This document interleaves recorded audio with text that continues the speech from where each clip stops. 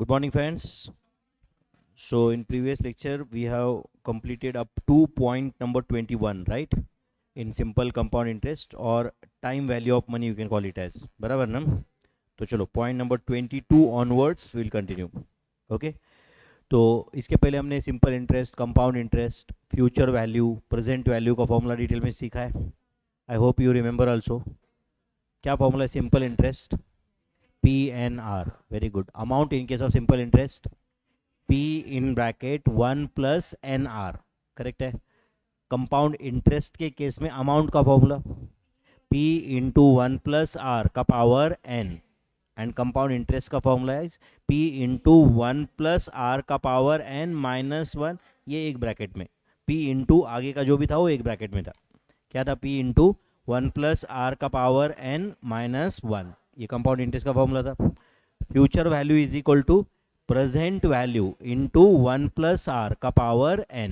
And present value is equal to future value into discounting factor. How to calculate discounting factor? 1 divided by 1 plus R equal to n times. 1 divide by 1 plus R equal to n times. तो equal to एक बार तुमने press किया तो step count 3 आता है. इसलिए अगर आपको डिस्काउंटिंग फैक्टर ऑफ ईयर 10 चाहिए तो आपको इक्वल टू 10 टाइम्स प्रेस करना है. मतलब स्टेप काउंट 12 तक करना है. करेक्ट है? स्टेप काउंट 12 तक. एंड कोई भी नंबर का पावर 30, पावर 40 कैसे रहा तो कहाँ तक लेके जाने का स्टेप काउंट वो भी आपको पता है. I hope you remember all calculator shortcuts as well. पक्का याद है ना बच्चों? चलो फिर point number 22 onwards will continue. Simple annuity. अपने सिलेबस में सिंपल एन्यूटी है, ग्रोइंग एन्यूटी वगैरह भी कुछ कंसेप्ट है जो आपको इंटरमीडिएट लेवल पे है, जो फाउंडेशन लेवल पे नहीं है. इंटर लेवल पे भी फाइनेंशियल मैनेजमेंट में है ग्रोइंग एन्यूटी. समझा ना? मतलब क्या होता है, जहाँ पे एक साल में 10,000 इन्वेस्ट किए, अगले साल 11,000. समझता है क्या? अगले साल 12,100. मतलब जो आप पीरियोडिकली डिपॉजिट कर रहे हो ना, वो भी बढ़ रहा है एक पर्टिकुलर परसेंटेज से. उसको क्या बोला जाता है? Growing annuity. बट अपने सिलेबस में क्या है? Simple annuity. Simple annuity. Annuity मतलब क्या होता है? What is annuity? Annuity is a series of payments. Annuity is a series of payments. But कोई भी सीरीज को हम एन्यूटी नहीं बोल सकते. सीरीज में 2 कंडीशन फुलफिल होना जरूरी है सिंपल एन्यूटी के केस में. और वो 2 कंडीशन है. पहला, टाइम गैप बिटवीन 2 पेमेंट्स और receipts must be same. And दूसरा है अमाउंट पेड और received in every period must be same. Simple example समझो. मैंने एक टर्म इंश्योरेंस प्लान लिया है. क्या लिया है? टर्म इंश्योरेंस टाटा AIA से. एंड जहाँ पे मुझे हर साल के 23 मार्च को 34,692 पे करना है. कितना पे करना है? 34,692. तो वो 34,692 मैंने पहले पे किया मार्च 2011 में, फिर मार्च 2012, फिर मार्च 2013, फिर मार्च 2014. एंड वो भी सेम डेट को पे हो रहा है. एक आध डेट इधर, एक आध दिन इधर उधर छोड़ दो, but time gap is 1 year. समझा क्या? तो टेल मी, हर साल में मैं सेम अमाउंट पे कर रहा हूँ क्या? एंड वो insurance company same amount receive कर रही है, तो उनके लिए वो एन्यूटी रिसीवेबल है, मेरे लिए एन्यूटी पेएबल है. करेक्ट है? दोनों कंडीशन फुलफिल हो गए क्या? पहला कंडीशन क्या था? टाइम गैप बिटवीन 2 पेमेंट और रिसीट इज सेम. तो सेम था 1 ईयर. एंड अमाउंट पेड और रिसीव्ड मस्ट बी सेम, वो भी सेम था. Then it can be called as annuity. समझा क्या? मैं मेरी बेटी के अकाउंट में, PPF अकाउंट में, हर साल के 1 अप्रैल को ओके मैं 1,50,000 डिपॉजिट कर देता हूँ. कितना? 1,50,000. तो मैंने पहला डिपॉजिट किया 1 अप्रैल 2015 को, 1 अप्रैल 2015. उसके बाद में 1 अप्रैल 2016, 1 अप्रैल 2017, 1 अप्रैल 2018. एंड अभी तक करते जा रहा हूँ. समझ रहा है क्या? तो is it annuity payable for my side? And जहाँ पे भी वो PPF अकाउंट है HDFC बैंक में है, तो HDFC बैंक PPF अकाउंट जो भी है उनके लिए वो एन्यूटी रिसीवेबल है. करेक्ट और नॉट? एन्यूटी रिसीवेबल है. तो समझो मैंने 1.5 लाख ऐसे हर साल भरे. ऐसे मैं मान लो मैंने 30 साल तक भर दिए. कितना? तो 30 साल के एंड में मुझे जो पैसा मिलेगा उसको बोलते हैं फ्यूचर वैल्यू ऑफ एन्यूटी. उसको क्या बोलते हैं? Future value of annuity. 30 साल के एंड में मुझे जो पैसा मिलेगा. ये कंसेप्ट समझो बच्चों, क्योंकि ये कंसेप्ट समझा तो क्वेश्चन में कौन सा फॉर्मूला अप्लाई करना है वो समझेगा. समझा कि मैं क्या बोल रहा हूँ? मैं 1.5 लाख डिपॉजिट किया, तो ये 1.5 लाख जिसको इसको बोलते हैं पीरियोडिकल अमाउंट. इसको क्या बोलते हैं? पीरियोडिकली मैं इतना डिपॉजिट कर रहा हूँ. एंड एंड में मुझे जो पैसा मिलेगा उसको क्या बोलते हैं? Future value of annuity. क्या बोला जाता है? Future value of annuity. अगर मैं किसी लोन का ईएमआई पे कर रहा हूँ, ईएमआई समझते हैं ना, इक्वेटेड मंथली इंस्टॉलमेंट, तो समझो मैंने एक व्हीकल लोन लिया, कितना क्या लिया, व्हीकल लोन, आप सुन रहे हो क्या बच्चों, 20 लाख रुपए का लिया, कितना, एंड मुझे इंस्टॉलमेंट पे करना है उसका 35,000 का, कितना, तो 35,000 35,000 35,000 35,000 35,000 ऐसे मान लो 96 इंस्टॉलमेंट पेएबल है, कितने, 96 इंस्टॉलमेंट पेएबल है, तो 34,000 34,000 34,000 34,000 34,000 ऐसे कितनी बार पे करूंगा मैं, 96, हर महीने की कोई तो एक डेट को रहेगा। तो उसके बदले में मुझे क्या मिला, मैं जो पे कर रहा हूं उसके बदले में मुझे क्या मिला, लोन, मुझे क्या मिला भाई, लोन। मैं सिर्फ ऐसे क्या बैंक को जरूरत है बोल के दे रहा हूं क्या, मैंने उसके बदले में पैसे लिया है ना, क्या लिया है, लोन। तो लोन को क्या बोलते हैं फिर, प्रेजेंट वैल्यू ऑफ एन्यूटी, क्योंकि मैं जो पे करने वाला हूं वो फ्यूचर में है, 96 इंस्टॉलमेंट में है। तो मैं ये जो देने वाला हूं बैंक को क्या बोल रहा हूं भाई, मैं फ्यूचर में पैसा दूंगा, हर महीने में दूंगा, करेक्ट और नॉट, मतलब ये जो सीरीज है इसको एन्यूटी बोलेंगे ना, तो ये एन्यूटी के बदले में तुम मुझे आज पैसा दो, तो आज दो मतलब क्या, present, in the form of loan. तो loan is nothing but it is present value of annuity, loan क्या है, प्रेजेंट वैल्यू ऑफ एन्यूटी, समझ में आ रहा है क्या कुछ। एंड अगर मैं समझो बैंक में डिपॉजिट कर रहा हूँ हर महीने में या हर 3 महीने में, जो भी पीरियडिकली कुछ डिपॉजिट कर रहा हूँ, एंड एंड में eight the end of the period of annuity मैं बैंक से पैसे ले लूंगा, तो जो मैं ले लूंगा उसको क्या बोलेंगे, फ्यूचर वैल्यू, उसको क्या बोलेंगे, फ्यूचर वैल्यू ऑफ एन्यूटी। समझ में आ रहा है क्या आपको ये। तो आज तक क्या देखते थे हम लोग, एक बार पैसा देते थे बैंक को प्रिंसिपल, जब लेते थे अमाउंट, मतलब वो फ्यूचर वैल्यू था, जब दे रहे थे आज प्रेजेंट वैल्यू, फ्यूचर में आ रहा था अमाउंट या फ्यूचर वैल्यू, बट ये सिंगल ट्रांजैक्शन था ना, एक बार मैंने बैंक को पैसे दिया, 4 5 साल 10 साल जो भी है बैंक ने यूज किया और मुझे मिला। बट यहाँ पे क्या एन्युटी में क्या है, समझ रहा है क्या, मैं एक पर्टिकुलर बोलो टाइम गैप के बाद पे कर रहा हूँ, इज दैट क्लियर। एंड उसके बदले में मैं एक ही पैसा एंड में ले रहा हूं, तो अगर मैं एक बार ही पैसा एंड में ले रहा हूं तो उसको क्या बोला जाता है, फ्यूचर वैल्यू। एंड उसके बदले में मैं शुरुआत में ही लिया तो उसको क्या बोला जाएगा, प्रेजेंट वैल्यू, करेक्ट और नॉट। समझो मैं एक गरीब इंसान हूं और मुझे मेरे बच्चे के एजुकेशन के लिए पैसा चाहिए, तो मैं किसी फिनेंशियल इंस्टीट्यूशन के पास गया, मैं उनको बोला कि मैं एट अ टाइम मेरे बच्चे का फीस 50 लाख रुपए है, वो तो अफोर्ड नहीं कर सकता, बट मैं हर महीने में 50,000 दे सकता हूँ, हर महीने में, तो 50,000 50,000 50,000 50,000 में चलो अगले 20 साल देता हूं, अगले, तो 50,000 50,000 50,000 जो मैं 20 साल रिपे करने वाला हूं, बैंक मुझे आज क्या देगा, प्रेजेंट वैल्यू, किसका, मेरे पूरे पेमेंट्स का। एंड मेरे पूरे पेमेंट्स को क्या बोलेंगे, एन्यूटी, तो मेरे पूरे पेमेंट्स का प्रेजेंट वैल्यू मुझे मिलेगा ना, तो loan is nothing but it is a present value of annuity. समझा क्या आपको ये, यस और नो। सिंकिंग फंड, अब समझो कभी ऐसा समझो ये हमने फर्नीचर वगैरह किया हुआ है, एसी लगाया, बेंचेस लगाए यहाँ पे, समझो इसका खर्चा 25 लाख रुपए, कितना, जो 10 साल के बाद खराब हो जाएगा, तो 10 साल के बाद में हमें ये पूरा रिप्लेस करना पड़ेगा, उस वक्त समझो 50 लाख रुपए लगेंगे, तो उस समय पे 50 लाख रुपए अगर समझो हमने कंपनी के अकाउंट से निकाल दिए, तो हो सकता है कि कंपनी को लिक्विडिटी प्रॉब्लम आएगा उस वक्त, इसलिए हमने सोचा कि हर साल में कुछ पैसा बाजू में निकाल के रखते प्रॉफिट से, करेक्ट, फर्नीचर रिजर्व बोल के, करेक्ट है, एंड वो पैसा बैंक पे रखेंगे, उस पर इंटरेस्ट भी मिलेगा, एंड 10 साल के बाद में उस अकाउंट में जो सिंकिंग फंड अकाउंट रहेगा उसमें जितना पैसा रहेगा वो निकाल के हम फर्नीचर वापस कर देंगे। तो वो जो जमा हो रहा है पैसा उस अकाउंट में उसको क्या बोलते हैं, सिंकिंग फंड, उसको क्या बोला जाता है, सिंकिंग फंड। किसी बड़े सोसाइटी में क्रिएट होता है सिंकिंग फंड, अचानक से कोई 15-20 साल के बाद लिफ्ट का काम आएगा, अब बताओ लिफ्ट का काम है, चलो मान लो 1 करोड़ का काम है, अब बताओ 1 करोड़ का काम बैंक लोगों को अगर बोलेंगे कि तुम सब लोग कंट्रीब्यूट करोगे, तो लोग बोलेंगे भाई मेरे सैलरी से ज़्यादा ये हो रहा है, करेक्ट और नॉट। बट अगर हर साल में हर सोसाइटी फ्लैट ओनर को हमने बोल दिया कि भाई तुम 2,000 रुपये दे दो, एंड 150 फ्लैट है समझो, तो 3 लाख रुपये जमा हो रहे हैं ना, तो 3 लाख, जबकि कुछ काम नहीं है, 3 लाख 3 लाख 3 लाख 3 लाख जमा हो रहे हैं with interest, it can become a big amount और नॉट। तो जो पैसा सेव हो रहा है उसको क्या बोलते हैं, सिंकिंग फंड। क्या क्रिएट होता है, सिंकिंग फंड। तो सिंकिंग फंड में जो हर साल डिपॉजिट कंट्रीब्यूट हो रहा है उसको क्या बोलेंगे, periodical amount, and eight the and जो पैसा मिलेगा उसको क्या बोलेंगे, फ्यूचर वैल्यू ऑफ एन्यूटी। क्या बोलेंगे, फ्यूचर वैल्यू ऑफ एन्यूटी। तो ये किस टाइप के क्वेश्चन रहते हैं, थोड़ा बहुत एन्यूटी का कंसेप्ट समझा तो कौन से क्वेश्चन में कौन सा फॉर्मूला लगाना है वो भी समझेगा। एन्यूटी में 2 टाइप है, याद रखो, अभी मैंने सिर्फ एन्यूटी क्या होता है वो बताया। अभी समझो अगर मैंने हर साल के एंड में पैसा जाके डिपॉजिट किया, हर साल के एंड में जाके, एंड 50 साल तक डिपॉजिट करता गया मैं, तो 50 साल के बाद में मुझे कितना पैसा मिलेगा ये जानने के लिए आपको फॉर्मूला यूज करना पड़ेगा, future value of annuity regular. Future value of annuity but अगर मैंने डिपॉजिट हर साल के शुरुआत में किया रहता तो कौन सा फॉर्मूला यूज करना पड़ेगा, future value of annuity due या future value of annuity immediate, future value of annuity due या future value of annuity immediate. तो इफ पेमेंट और receipt is at the end of the period, end of every period, it is called as annuity regular. And if payment और receipt is at the beginning of every period, it is called as annuity due or annuity immediate. Annuity due or annuity immediate. Are you understanding my friends? अगर समझो question में type of annuity is not mentioned, type of annuity is not mentioned, समझो question direct ऐसे पूछ रहा है, find the future value of annuity of ₹10,000 payable after 25 years, after 25 years. तो वो जो डिपॉजिट किया हर साल, वो शुरुआत में किया या एंड में किया, ये बताया नहीं क्वेश्चन में.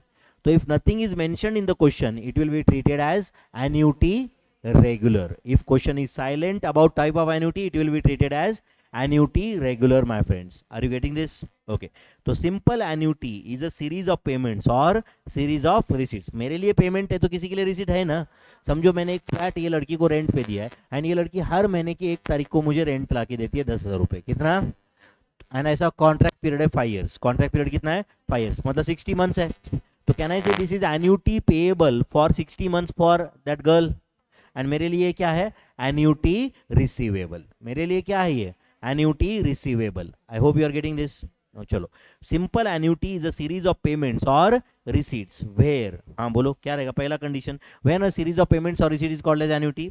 राइट डाउन पहला, टाइम गैप वेयर, क्या लिख रहे हो? Time gap between two consecutive payments, time gap between two consecutive payments oblique receipts, payment या receipt, किसी के लिए payment है तो किसी के लिए receipt है ही ना, is same. time gap between two consecutive payments और receipts is, बोलो, same. ये पहला कंडीशन है. एंड दूसरा कंडीशन क्या है बताओ, बोलो, अमाउंट पेड, बराबर ना बच्चों, ऑब्लिक रिसीव्ड मस्ट बी, बोलो, same in every period. Do you agree? Do you agree? हर पीरियड में जो अमाउंट पेड है या रिसीव्ड है, it must be same. Then only it is called as, बोलो, that series can be called as, बोलो, annuity. Simple annuity is a series of payments और receipts, series of payments or receipts where time gap between two consecutive payments or receipts is same and amount paid or received in every period is also same. Understood my friends? Okay. और एक हमने concept सीखा था effective rate of interest. Effective, मैंने आपको इसका concept बताया था पीरियोडिकल कंपाउंडिंग का. पीरियोडिकल कंपाउंडिंग याद है क्या? अच्छा सुनो, एक पॉइंट नंबर कुछ 69 के आसपास हमने एक पीरियोडिकल कंपाउंडिंग देखा था, आपको याद रहेगा शायद. ये देखो पीरियोडिकल कंपाउंडिंग, पॉइंट नंबर 71 दिख रहा है क्या? पॉइंट नंबर 71 दिख रहा है क्या आपको? तो आप मुझे बताओ बच्चों, यहाँ पे मैंने पैसा कितना इन्वेस्ट किया था? 1 लाख. 1 लाख इन्वेस्ट किया था. चलो ईयर 2 छोड़ दो, सिर्फ ईयर 1 देखो. देख रहे हो क्या आप? रेट ऑफ इंटरेस्ट क्या था बताओ? 12% पर एनम कंपाउंडेड क्वार्टरली. अच्छा मुझे बताओ, ये 12% पर एनम कंपाउंडेड क्वार्टरली की जगह 12% पर एनम कंपाउंडेड एन्युअली होता तो 1 साल के बाद में मेरे अकाउंट में कितना पैसा होता? 1,12,000. इतना तो आंसर दिया करो ना यार. अगर ये 12% पर एनम कंपाउंडेड एन्युअली होता तो 1 साल के बाद मेरे अकाउंट में कितना पैसा होता? 1,12,000. बट आप बताओ, ये 12% पर एनम ही है, बट कंपाउंडेड क्वार्टरली रहने की वजह से 1 साल के एंड में मेरे अकाउंट में कितना पैसा है? बोलो, 1,12,551. मतलब मुझे इफेक्टिवली कितना इंटरेस्ट मिला 1 साल में बताओ? 12.551%. कितना? 12.551%. इतना इंटरेस्ट मिला कि नहीं बताओ? 12.551% इतना इंटरेस्ट मिला कि नहीं 1 साल में? रेट ऑफ इंटरेस्ट क्या था? 12% per annum compounded quarterly, which is, तो आप मुझे बताओ, कैन आई से हियर ऐसे मैं बोल सकता हूं क्या? 12% per annum compounded quarterly is as good as, हाँ बोलो, 12.551% पर एनम कंपाउंडेड एनुअली. अगर एनुअली कंपाउंडेड किया होता तो 12.551% रहना होता ना वो, तभी तो मुझे सेम इंटरेस्ट मिलता ना. अभी मैं नहीं समझ रहा आपको. मुझे बताओ, 12.551% पर एनम कंपाउंडेड एनुअली होता तो 1 साल के बाद में मेरे अकाउंट में कितना होता? 1,12,551 होता कि नहीं? And 12% per annum compounded quarterly रह के भी उतना ही है ना, मतलब 12% पर एनम कंपाउंडेड क्वार्टरली मिलना मतलब एज गुड एज एक साल में 12.551% अर्न करना है कि नहीं। तो 12% per annum compounded quarterly is effectively how much, बोलो 12.551% per annum compounded annually. And जब भी पर एनम कंपाउंडेड एनुअली रहेगा तो that is called as effective rate of interest, that is called as effective. तो इफेक्टिव है मतलब पर एनम कंपाउंडेड एनुअली बोलने की जरूरत नहीं है, इफेक्टिव है मतलब ही वो क्या है 12, हाँ बोलो, डैश परसेंट पर एनम कंपाउंडेड एनुअली है, समझा या नहीं। ओके तो अब यहाँ पे इफेक्टिव रेट ऑफ इंटरेस्ट हमने यहाँ पे राइट पूरे कैलकुलेशन करके निकाला था, but effective rate of interest का अपने पास एक स्ट्रेट फॉर्मूला है। इफेक्टिव रेट ऑफ इंटरेस्ट का फॉर्मूला क्या, फॉर्मूला है इफेक्टिव रेट ऑफ इंटरेस्ट का, बोलो 1 प्लस आर बाय एन का पावर एन माइनस 1। चलो एक काम करते हैं, ध्यान दे रहे हो क्या बच्चों यहाँ पे। Okay find effective rate of interest, सिर्फ ध्यान दो पहले बाद में लिखो। Find effective rate of interest for, find effective rate of interest for 12% per annum compounded quarterly. तो तुम्हारे हिसाब से आंसर क्या आना चाहिए, क्या आना चाहिए बोलो ना, 12.551 ऐसे कुछ आना चाहिए कि नहीं। देखते 12% पर एनम कंपाउंडेड क्वार्टरली का इफेक्टिव रेट ऑफ इंटरेस्ट, ध्यान दे रहे हो आप लोग, इफेक्टिव रेट ऑफ इंटरेस्ट। हाँ चलो इधर का फॉर्मूला यूज करो, लेफ्ट हैंड साइड में जो है, हाँ करो, क्या बोल रहा है ये 1 प्लस आर बाय एन, तो बोलो क्या आएगा ये 1 प्लस रेट ऑफ इंटरेस्ट कितना है 0.12 डिवाइड बाय एन कितना, बोलो 4, क्यों डिवाइड बाय 4, एक साल में 4 क्वार्टर से इसलिए, टू द पावर 4 माइनस 1। तो tell me my friends is it 1.03 का पावर 4 माइनस 1 है या नहीं। हाँ करो 1.03 का पावर 4 करो, 1.03 का पावर 4 कर लो, आप कर रहे हो क्या, 1.03 का पावर 4 जो भी आया माइनस 1 करो, कर लिया क्या आपने, माइनस 1 इंटू 100 करो, मतलब आंसर परसेंटेज में आ जाएगा। एंड मेरे ख्याल से आपके कैलसी पे है 12.551% अप्रॉक्सीमेटली, 5515 ऐसे कुछ है क्या, समझा क्या आपको ये आया कि नहीं same answer.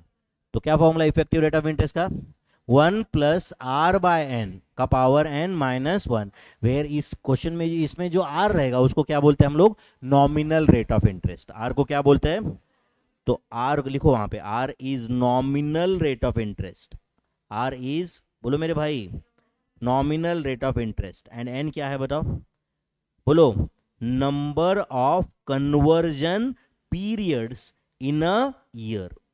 In a year ये बहुत इंपॉर्टेंट है यहाँ पे, समझ रहे हैं ना, number of conversion periods in a year, number of conversion periods in a year. तो R is nominal rate of interest and N is number of conversion periods in a year. Is that clear my friends. तो क्या formula effective rate of interest का एक बार वापस बताओ, 1 plus R by N का power N minus 1, where R is, जोर से बताओ, where R is nominal rate of interest and N is number of conversion periods in a year, number of conversion periods in a year, and R is nominal rate of interest. तो कभी आपको nominal देंगे effective पूछेंगे, या effective देंगे और nominal पूछेंगे, कोई प्रॉब्लम है कि अपने को, फॉर्मूला तो एक ही यूज करना है ना अपने को। क्या formula effective rate of interest का 1 प्लस आर बाय एन, जोर से बोलो जरा, 1 plus R by N bracket का power N minus 1, where R is nominal rate of interest and N is number of conversion periods in a year, in a year, in a number of conversion periods in a year. ये effective rate of interest की case में in a year है वो, is that clear. हाँ चलो ये 12% per annum compounded quarterly, अपना वही फॉर्मूला, अभी ऊपर यही क्वेश्चन सॉल्व किया ना हमने, तो बोलो क्या आंसर आएगा इसका, बोलो जल्दी अभी, 1.03 का पावर 4 माइनस 1, 1.03 कहाँ से लाए समझा ना, कैसे लाए बताओ। देखो मैं सिंपल बताता हूँ आपको, ये 1 प्लस आर है ना, आर बाय एन, तो अब ये 12% पर एनम कंपाउंडेड क्वार्टरली है ना, पहले कैलसी पे 0.12 लेने का, मतलब 12% हुआ ना as good as a, divide by करने का 4, कंपाउंडेड क्वार्टरली इसलिए, ये क्या आया आर बाय 4 का आंसर आया, 1 ऐड करो उसमें प्लस 1, मतलब ये 1 प्लस आर आया, 1 प्लस आर बाय एन आया कि नहीं, उसका पावर कितना एन माइनस 1, कुछ गया क्या दिमाग में। एंड फाइनली जो भी आंसर आया इंटू 100 करोगे तो वो परसेंटेज में आ जाएगा, बोलो क्या आंसर है 12.55 08 ऐसा कुछ है क्या? 5508% अप्रोक्सीमेटली। अच्छा, तो ऊपर भी 12.5508 था क्या? 5508 था ना पक्का? Okay, 5508%। Do you agree my friends? Okay चलो, अभी 14.50% पर एनम कंपाउंडेड मंथली। एक मिनट, मैं बोल रहा हूँ उतना करो कैलसी पे, और साथ साथ में समझो भी मैं क्या बोल रहा हूँ। सुन रहे हो क्या? हाँ चलो, नॉमिनल रेट ऑफ इंटरेस्ट क्या है बताओ? 14.50। तो चलो एक काम करो, कैलसी पे 14.50 ले लो, 0.1450 नहीं, 14.50 लिया क्या आपने? डिवाइड बाय 100 करो, मतलब वो इधर क्लियर हो गया। ये आर है, समझा क्या? डिवाइड बाय 12 करो। डिवाइड बाय 12 क्यों किया? मंथली है इसलिए, उसमें 1 ऐड करो, 1 ऐड करो, मतलब ये 1 प्लस आर बाय एन आया। बताओ ये कितना है? 1.010833 ऐसा कुछ है? बाप रे बाप रे, 1.01208333 ऐसा कुछ है। इसका पावर क्या होना चाहिए? 12 - 1। ये फाइनल आंसर है इसका। हाँ, तो अब कैलसी ऑन करने का वापस 1.0120833333 पूरा लो ऐसे लिया क्या आपने? इनटू इक्वल टू कब तक करने का? स्टेप काउंट 13 आने तक, एंड जो भी आया -1 कर दो, ये आंसर है। इनटू 100 करोगे तो आंसर परसेंटेज में रहेगा। बोलो क्या आंसर है? 15.5035%। समझा क्या आपको ये? अच्छा, कुछ नहीं लिखा है मतलब ये क्या है? पर एनम कंपाउंडेड एनुअली। इफेक्टिव मतलब क्या है ये बोलो? पर एनम कंपाउंडेड एनुअल, मतलब आपको जाके बैंक में किसी ने ये स्कीम दिया या ये स्कीम दिया, समझा क्या? It is going to give you the same interest, yes और नो? बट अभी सुनो ध्यान से एक मिनट, समझो कभी आप बैंक में गए, सुन रहे हो क्या मेरे भाई? प्लीज सुनो। समझो मैं बैंक मैनेजर हूँ, सुन रहे हो क्या? और आप डिपॉजिट करने वाले हो, और मैं आपको बोल रहा हूँ कि हमारे पास है 14.50% पर एनम कंपाउंडेड मंथली, या मैं बोल रहा हूँ कि आपके पास एक बेटर, हमारे पास एक बेटर स्कीम है 15.25% पर एनम कंपाउंडेड एनुअली। वैसे तो आपको क्या लगेगा? 15.25 ज़्यादा लगेगा कि नहीं? बट वो पहला वाला बेटर था, समझा या नहीं? क्योंकि 14.50% पर एनम कंपाउंडेड मंथली मतलब एज गुड एज आपको साल का कितना इंटरेस्ट मिलेगा? 15.50%, यस और नो? कुछ मतलब पर एनम कंपाउंडेड मंथली एंड पर एनम कंपाउंडेड एनुअली में हमेशा मंथली बेटर होता है क्या? नहीं, हमेशा नहीं। अभी समझो मैंने आपको बोला था 14.50% पर एनम कंपाउंडेड मंथली या 15.75% पर एनम कंपाउंडेड एनुअली, तो कौन सा बेटर था? 15.75%, क्योंकि ये दोनों सेम है ना यार, यस और नो?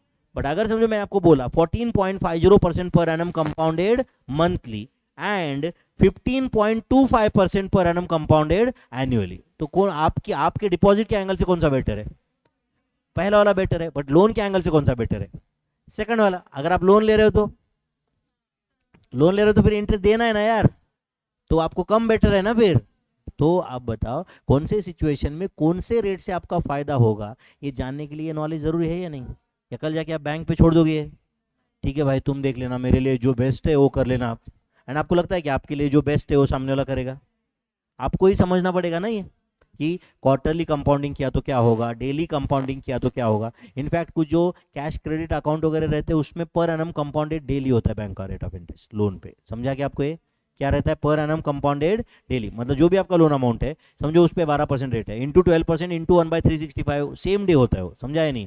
मतलब लोन लेने के बाद में आपको कल नेक्स्ट डे को you have to pay interest on interest of first day, you have to pay interest on interest of first day, क्योंकि फर्स्ट डे का इंटरेस्ट तो पहले दिन डेबिट हो गया, तो सेकंड डे के प्रिंसिपल में फर्स्ट डे का इंटरेस्ट भी है। समझ में आ रहा है कि आपको ये? तो you have to pay interest on interest of first day और नॉट, कब? अगर इट इज पर एनम कंपाउंडेड डेली। तो क्या पीरियोडिकल कंपाउंडिंग है ये जानना जरूरी है कि नहीं?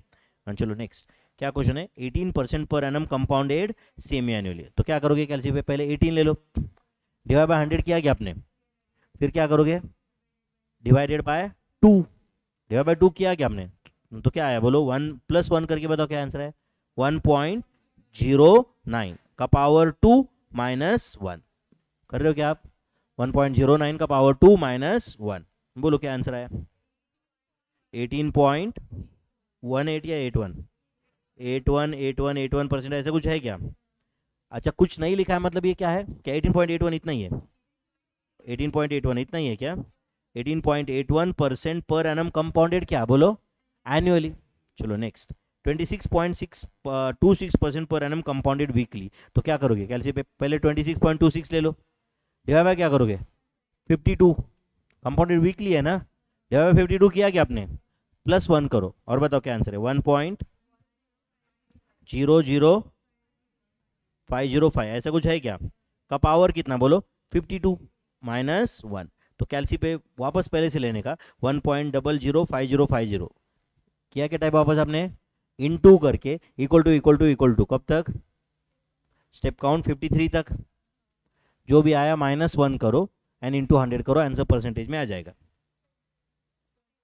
29.9447%। चेक करो बाकी लोग भी सेम आंसर है क्या, है क्या 29.9447।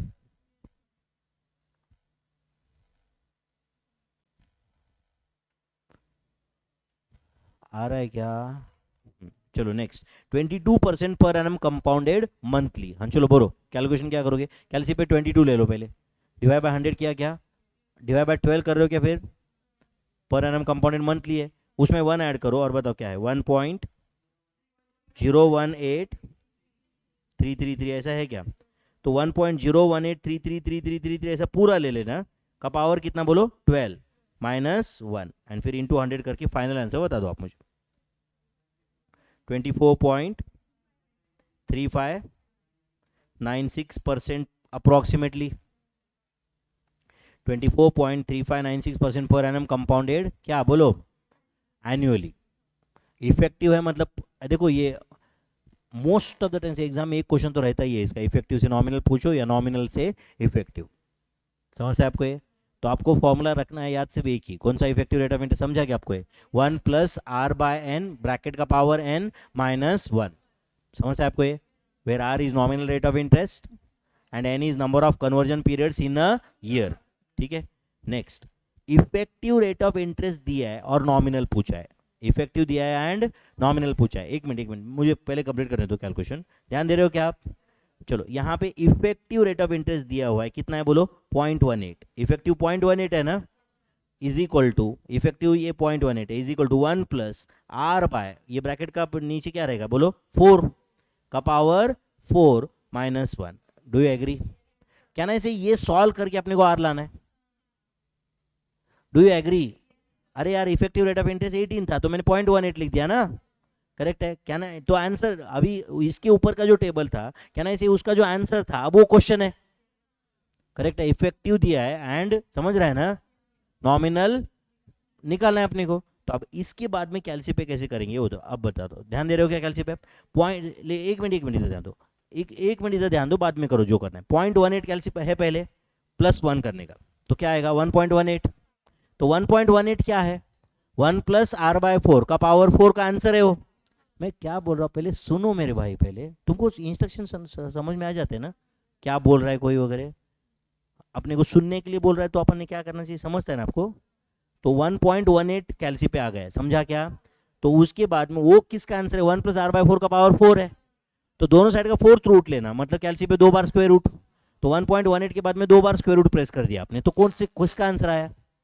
1 + R/4 का आंसर आया, फिर -1 करने का, तो किसका आंसर है कैलसी पे R/4 का, फिर इंटू 4 करने का, तो क्या आ जाएगा R इंटू 100 करने का, R परसेंटेज में आ जाएगा, समझा कैलसी पे कैसे करने का, या 10 स्टेप लिखना पड़ेगा, हाँ तो चलो बोलो आप कैसे करने का, एक एक बताओ अभी, 1.18 लिया, स्क्वायर रूट का बटन कितनी बार, 2 बार, तो अब जो कैलसी पे है मुझे आंसर मत बताओ क्या है वो बताओ, 1 + R/4 -1 करो तो ये R/4 है, इंटू 4 करो तो R आ गया, इंटू 100 करो R परसेंटेज में आ जाएगा, बोलो R क्या है, 16.8986 ऐसा कुछ है %, तो 16 हाँ बोलो 8986% पर एनम कंपाउंडेड क्वार्टरली। अगर मैंने आपको ये क्वेश्चन दिया होता ना बच्चों 16.8986% पर annum compounded quarterly and find effective rate of interest, तो उसका आंसर क्या आता 0.18, 18% आता, समझा क्या आपको, ये कुछ जा रहा है दिमाग में, चलो नेक्स्ट 20%, ये इफेक्टिव रेट ऑफ इंटरेस्ट है तो 0.20, इज इक्वल टू, हाँ बोलो क्या आएगा, 1 प्लस आर बाय क्या करो अब यहाँ पे 12 का पावर 12 माइनस 1। कुछ जा रहा है दिमाग में, कुछ जा रहा है दिमाग में, का पावर 12 माइनस 1। अच्छा इसके आगे कैलसी कैसे करोगे बताओ आप मुझे। पहले तो 1.20 लो कैलसी, मतलब 1 आ गया इधर, अब उसका 12th रूट लेना है ना अपने को, समझा क्या। एंड 12th रूट जब आएगा तो 1 प्लस आर बाय 12 का आंसर रहेगा वो, समझा क्या। तो पहले तो ले लो 1.20, अब इसका 12th रूट कैसे लेते हैं, स्क्वायर रूट 12 टाइम्स ले लो, स्क्वायर रूट 1.20 करके स्क्वायर रूट 12 टाइम्स कर दिया, -1, याद है क्या प्रोसीजर हो, देन इंटू 1/12 मतलब डिवाइड बाय 12, सही है क्या, +1 इंटू इक्वल टू 12 टाइम्स, हाँ इंटू इक्वल टू 12 टाइम्स करो और वेट करो वहां पे, कर दिया। हाँ ये जो भी है ये किसका आंसर है, ये 1 प्लस आर बाय 12 का आंसर है। फिर क्या करोगे, -1 इंटू 12 करोगे तो अब ये आर है, इंटू 100 करो, आर परसेंटेज में आ जाएगा। बोलो आर कितना है, 18.3717% अप्रोक्सीमेटली। तो 18.3717% per annum compounded monthly is equivalent to 20% per annum compounded annually. Effective मतलब पर एनम कंपाउंडेड एनुअली ना, नहीं समझ रहा है बेबी, कुछ लोगों को मंद है, कुछ लोग समझ रहा है क्या भाई, ऐसे मंद की तरह दिखते कुछ लोग, लेकिन कैल्सी पे ऑन प्रेस करो, है कि नहीं, स्क्वायर रूट का बटन 12 टाइम्स, बाप रे, समझता है ना भाई। हाँ चलो, 28.56% इफेक्टिव रेट ऑफ इंटरेस्ट है, तो क्या चला right, 0.2856 over here is equal to क्या रहेगा, 1 प्लस आर बाय 2 रहेगा ना, ये का पावर 2 -1, समझा क्या आपको ये। हाँ चलो क्या लोगे आप कैलसी पे बताओ, 1.2856, ये किसका आंसर है, 1 प्लस आर बाय 2 का पावर 2 का आंसर है, तो स्क्वायर रूट करो, मतलब ये किसका आंसर आया, 1 प्लस आर बाय 2 का आया, -1 करो तो ये आर बाय 2 का आंसर है, इंटू 2 करो आर आ जाएगा, इंटू 100 करो आर परसेंटेज में आ जाएगा, 26.7686%, समझा क्या। तो आंसर इज 26.7686% पर एनम कंपाउंडेड हाफ ईयरली, पर annum compounded half yearly. I hope you got this answer. कुछ गया दिमाग में, पक्का, ओके। तो ये इफेक्टिव को नॉमिनल में और नॉमिनल को इफेक्टिव में कन्वर्जन कर सकते हो आप, कुछ भी क्वेश्चन आने दो, कंपाउंडेड क्वार्टरली रहने दो, मंथली रहने दो, फोर्टनाइटली रहने दो, वीकली रहने दो, डेली रहने दो, कर सकते हो क्या आप। Okay next, 18.50% per annum compounded monthly is equivalent to -% per annum compounded quarterly. अब आपको लग रहा है सर इसमें इफेक्टिव है ही नहीं, मैं बताता हूँ आपको, सुन रहे हो क्या, क्या बोल रहा है ये, 18.50% per annum compounded monthly, monthly है ना वो, इज इक्वल टू बोलो %, हाँ बोलो, पर एनम कंपाउंडेड क्वार्टरली। एंड क्या ना से ये सॉल्व करके अपने को आर लाना है, यस और नो।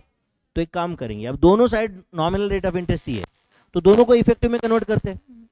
तो बोलो एक मिनट ध्यान दो पहले यहाँ पे, हाँ करो कैलसी पे करो, 0.1850 ले लो, 0.1850 लिया क्या आपने, डिवाइड बाय 12 करो, डिवाइड बाय 12 क्यों, मंथली है, डिवाइड बाय 12 किया क्या, +1 करो और बताओ क्या आंसर है, 1.01541666, ऐसा कुछ है क्या, का पावर 12 -1, ये उसका इफेक्टिव रेट ऑफ इंटरेस्ट हुआ क्या, हुआ क्या।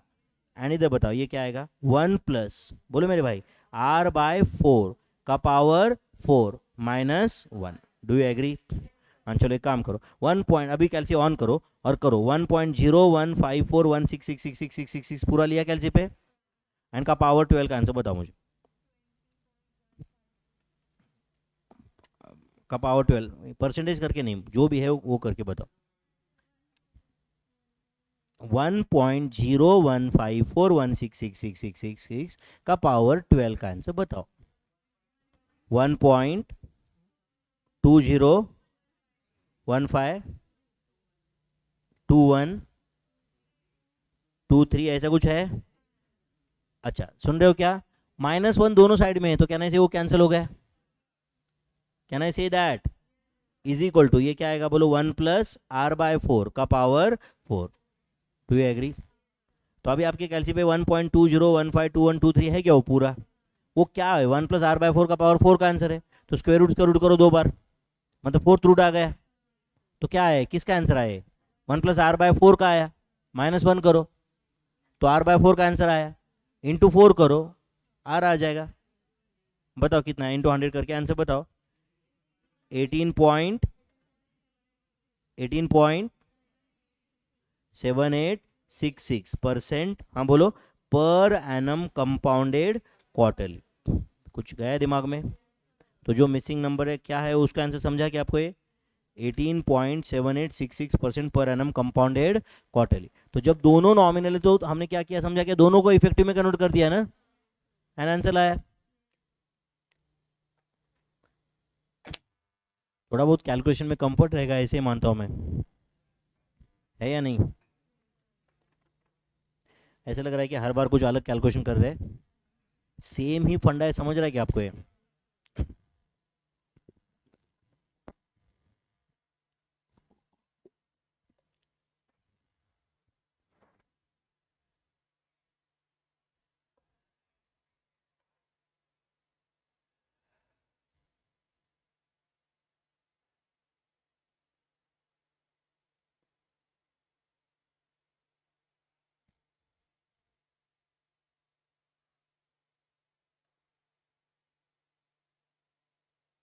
हो गया?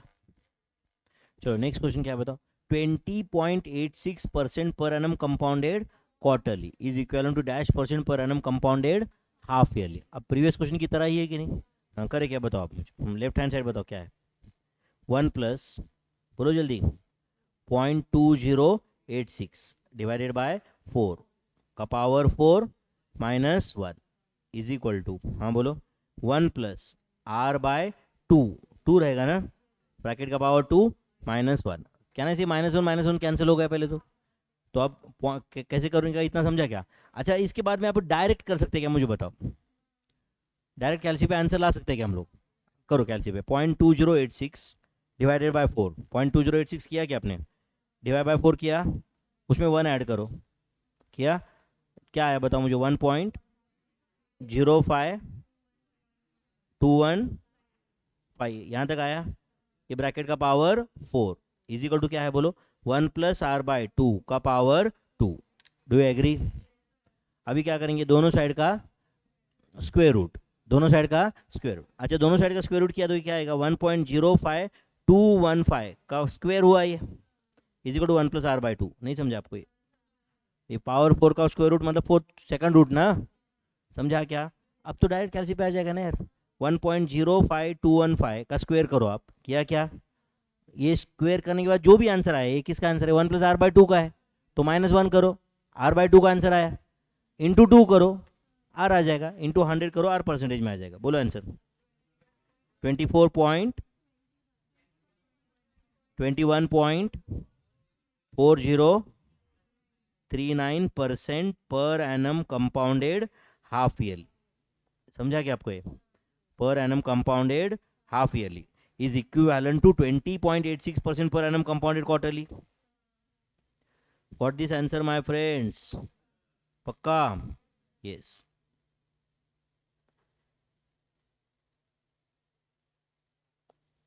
चलो, future value of annuity regular का फॉर्मूला याद है क्या आपको?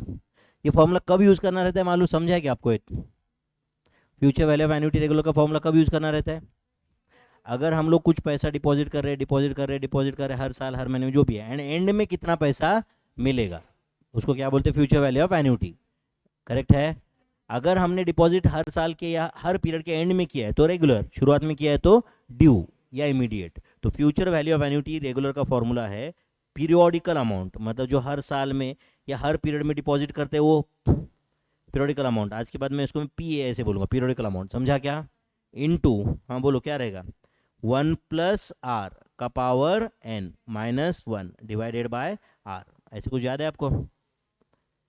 है क्या ये फॉर्मूला? ऐसे कुछ क्या फॉर्मूला है? 1+r का power n -1 divided by r। ये future value of annuity regular का फॉर्मूला है। And future value of annuity due का क्या फॉर्मूला है? हाँ बोलो।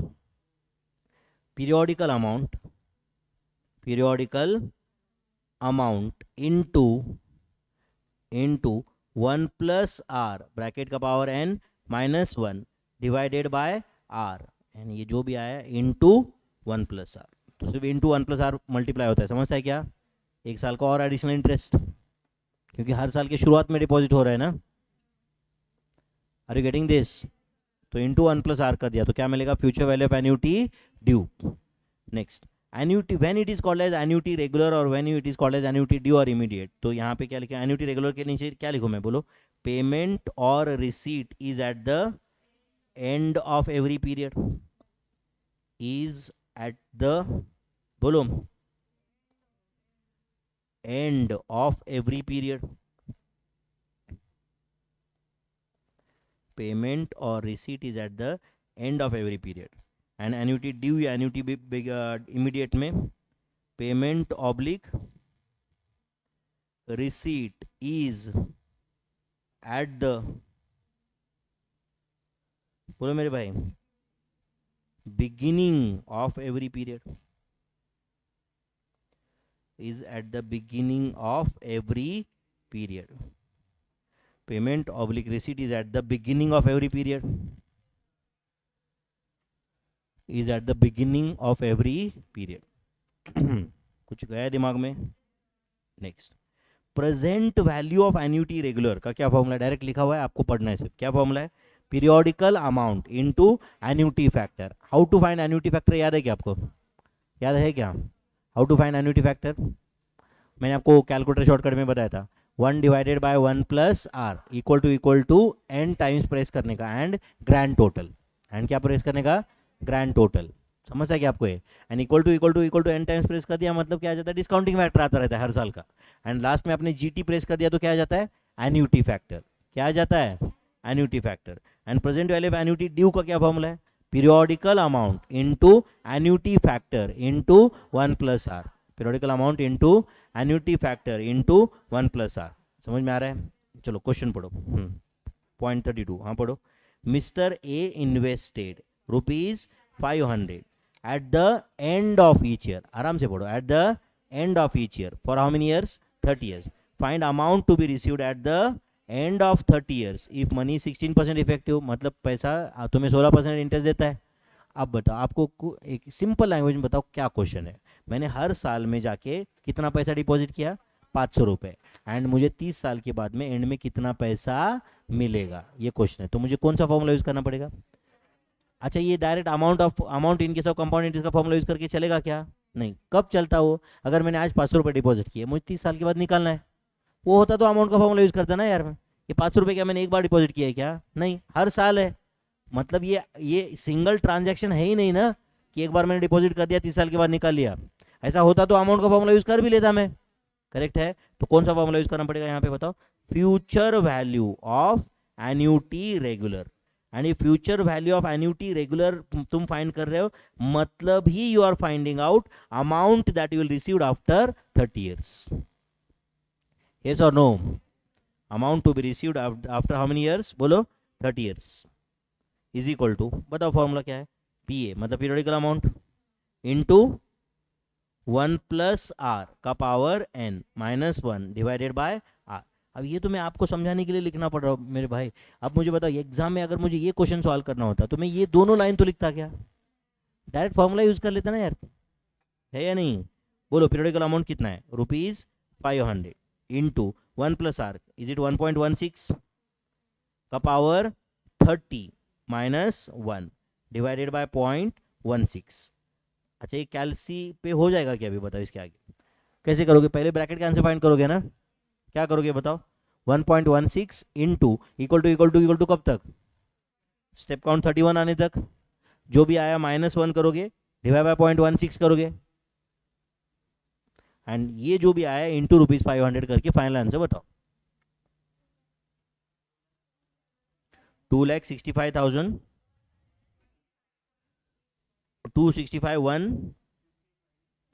55.56 कर देते फिर चलेगा ना?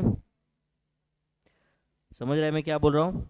तो आपको 30 साल के बाद में कितना पैसा मिलेगा जहाँ पे भी आप डिपॉजिट कर रहे हो वहाँ से, बोलो 2,65,156, 2,65,156 इतना पैसा मिलेगा। कब मिलेगा? Eight the end of 30 years. समझा बच्चों? Next, a loan of rupees 8 lakhs is to be repaid in how many installments? 10 installments. Find the amount of installment if rate of interest is how much? बोलो 12%। तो अब बताओ बच्चों, मैं हर साल में बैंक को पैसा वापस देने वाला हूँ, कितने साल तक? 10। एंड उसके बदले में बैंक मुझे आज पैसा दे रहा है 10 साल के बाद, आज। तो आज दे रहा है, आज क्या दे रहा है bank? Present value of my future payments. And my future payments की जगह एन्युटी बोलो, तो present value of annuity. Correct है? तो बोलो ये 8 lakhs क्या है मेरे भाई? बोलो प्रेजेंट वैल्यू ऑफ एन्युटी। ये क्या है? Present value of annuity. कुछ गया दिमाग में? तो प्रेजेंट वैल्यू ऑफ एन्युटी का क्या फॉर्मूला है? हाँ बोलो, पीरियोडिकल अमाउंट इनटू बोलो annuity factor. Do you agree? Is equal to 8 lakhs। जा रहा है दिमाग में? तो 8 lakhs is equal to, tell me my friends, periodical amount का मतलब ही क्या ना, इसे अमाउंट ऑफ इंस्टॉलमेंट हियर। हर साल में मैं बैंक को क्या देने वाला हूँ? इंस्टॉलमेंट ही ना, इनटू हाँ बोलो एन्युटी फैक्टर। अब बताओ एन्युटी फैक्टर कैसे कैलकुलेट करोगे? हाँ बोलो 1 डिवाइडेड बाय क्या करोगे कैलसी पे? 1 डिवाइडेड बाय 1.12 किया है ना आपने? 1 डिवाइड बाय 1.12 किया क्या आपने? इक्वल टू एक बार प्रेस करो, तो स्टेप काउंट क्या है? 3 है। आपको 10 बार प्रेस करना है, तो स्टेप काउंट कहाँ तक प्रेस करोगे? 12 तक। तो स्टेप काउंट 12 आने तक इक्वल टू प्रेस करो। किया क्या आपने? एंड अभी जो दिख रहा है आपको वो डिस्काउंटिंग फैक्टर ऑफ ईयर 10 है। अब जीटी प्रेस करो तो एन्युटी फैक्टर आएगा। बोलो क्या नंबर है वो? 5.6522302825 ऐसे कुछ है। समझा आपको ये? एंड ये सॉल्व करके आपको अमाउंट ऑफ इंस्टॉलमेंट लाना है। तो क्या करोगे? आपकी कैलसी पे 5.65 है क्या अभी? क्या करोगे आप बताओ? कैलसी हाँ बोलो, डिवाइड बाई इक्वल टू, मतलब इधर आके वो मल्टी डिवाइड हुआ ना उससे, डिवाइड बाई इक्वल टू किया मतलब समझा कि आपको ये रेसिप्रोकल हुआ। एंड इनटू 8 lakhs करो, आंसर आ जाएगा। Divide by equal to into 8 lakhs, तो आपको अमाउंट ऑफ इंस्टॉलमेंट मिल जाएगा 1 लाख हाँ 587 1,41,587 का इंस्टॉलमेंट देना पड़ेगा आपको। एंड ऐसे 10 इंस्टॉलमेंट, ऐसे 10 इंस्टॉलमेंट दोगे मतलब तुम 14 लाख से ज़्यादा पे कर रहे हो कि नहीं? जबकि आपने लोन सिर्फ 8 लाख का लिए, तो आप इंटरेस्ट के साथ वापस कर रहे हो। समझ रहे हो आप? तो आपका इंस्टॉलमेंट अमाउंट है 1,41,587। करेक्ट है? Next, a person desires to create a sinking fund to be invested. Okay, sinking fund to be invested at what? बोलो 12% per annum compound interest by saving some amount at the end of every year. बराबर है? For how many years? 30 years. To buy a house worth how much? 30 lakhs. Find the amount to be saved at the end of every year. तो उसको घर bye करना है कब? 30 साल के बाद। कितने रुपए का घर रहेगा तब वो? 30 लाख का। तो टेक्निकली 30 साल के बाद उसको 30 लाख चाहिए। समझा क्या? तो अगर इंटरेस्ट नहीं होता तो हर साल सिर्फ इसको 1 लाख सेव करना पड़ता। तो अब इंटरेस्ट की वजह से उसको कम सेव करना पड़ेगा या ज़्यादा? कम, क्योंकि इंटरेस्ट जब मिलने वाला है तो ज़्यादा सेव करने की जरूरत नहीं, उससे 1 लाख से कम ही सेव करना पड़ेगा ना। तो कितना सेव करना पड़ेगा ये अपने को कैलकुलेट करना है। समझा क्या? कौन सा फॉर्मूला यूज करूँ आप बताओ? Future value. तो 30 lakhs क्या है मेरे भाई? Future value. और आपको फाइंड क्या करना है? हर साल कितना डिपॉजिट करना है, मतलब क्या फाइंड करना है आपको? Periodical amount. तो कहना है फ्यूचर वैल्यू दिया है एंड आपको पीरियोडिकल अमाउंट कैलकुलेट करना है। देखो तुम सिर्फ इस क्वेश्चन के बारे में सोचोगे तो वो सिर्फ अभी अच्छा लगेगा, बट एक कंसेप्ट समझोगे तो आपको लगेगा हाँ भाई आप कोई भी क्वेश्चन आने दे, है या नहीं? मुझे कौन सा फॉर्मूला यूज करना है ये तो क्वेश्चन पढ़ने के बाद में समझ में आ जाता है। मुझे रट्टा नहीं मारा जाता। मैथ्स में कुछ भी करो, मैथ्स में एक चीज पॉसिबल नहीं हो, ये रट्टा मारना, है या नहीं? मैं ऐसा आया ये कर लूंगा, कब कितने 2-4 थ्योरी क्वेश्चन 15-20 थ्योरी क्वेश्चन के मार्क्स आ जाएंगे रट्टा वट्टा मार के, उससे आगे जाने नहीं वाले तुम। बराबर है कि नहीं? तो कौन सा फॉर्मूला यूज करना है यहाँ पे? बोलो फ्यूचर वैल्यू ऑफ एन्युटी। तो write down future value of annuity. आप लिखते हो के साथ में? नहीं। तो future value of annuity regular या ड्यू? रेगुलर का क्या फॉर्मूला है बताओ? पीरियोडिकल अमाउंट इनटू, बोलो, 1 प्लस आर का power n minus 1 divided by r. Do you agree? कितना है फ्यूचर वैल्यू ऑफ एन्युटी? बोलो 30 lakhs is equal to periodical amount अपने को कैलकुलेट करना है इनटू 1 प्लस आर कितना है बोलो? 1.12 है क्या? है क्या? का पावर 30 माइनस 1 डिवाइड बाय 0.12. तो 1.12 का पावर 30 करो calculate. 1.12 into equal to step count 31 आने तक माइनस 1 डिवाइड बाय 0.12. ये सब करके वो राइट हैंड साइड वाले ब्रैकेट का आंसर आया ना आपके पास. फिर क्या करोगे? Divide by equal to into 30 lakhs. Divide by equal to into 30 lakhs. तो पीरियोडिकल अमाउंट ही आ जाएगा ना.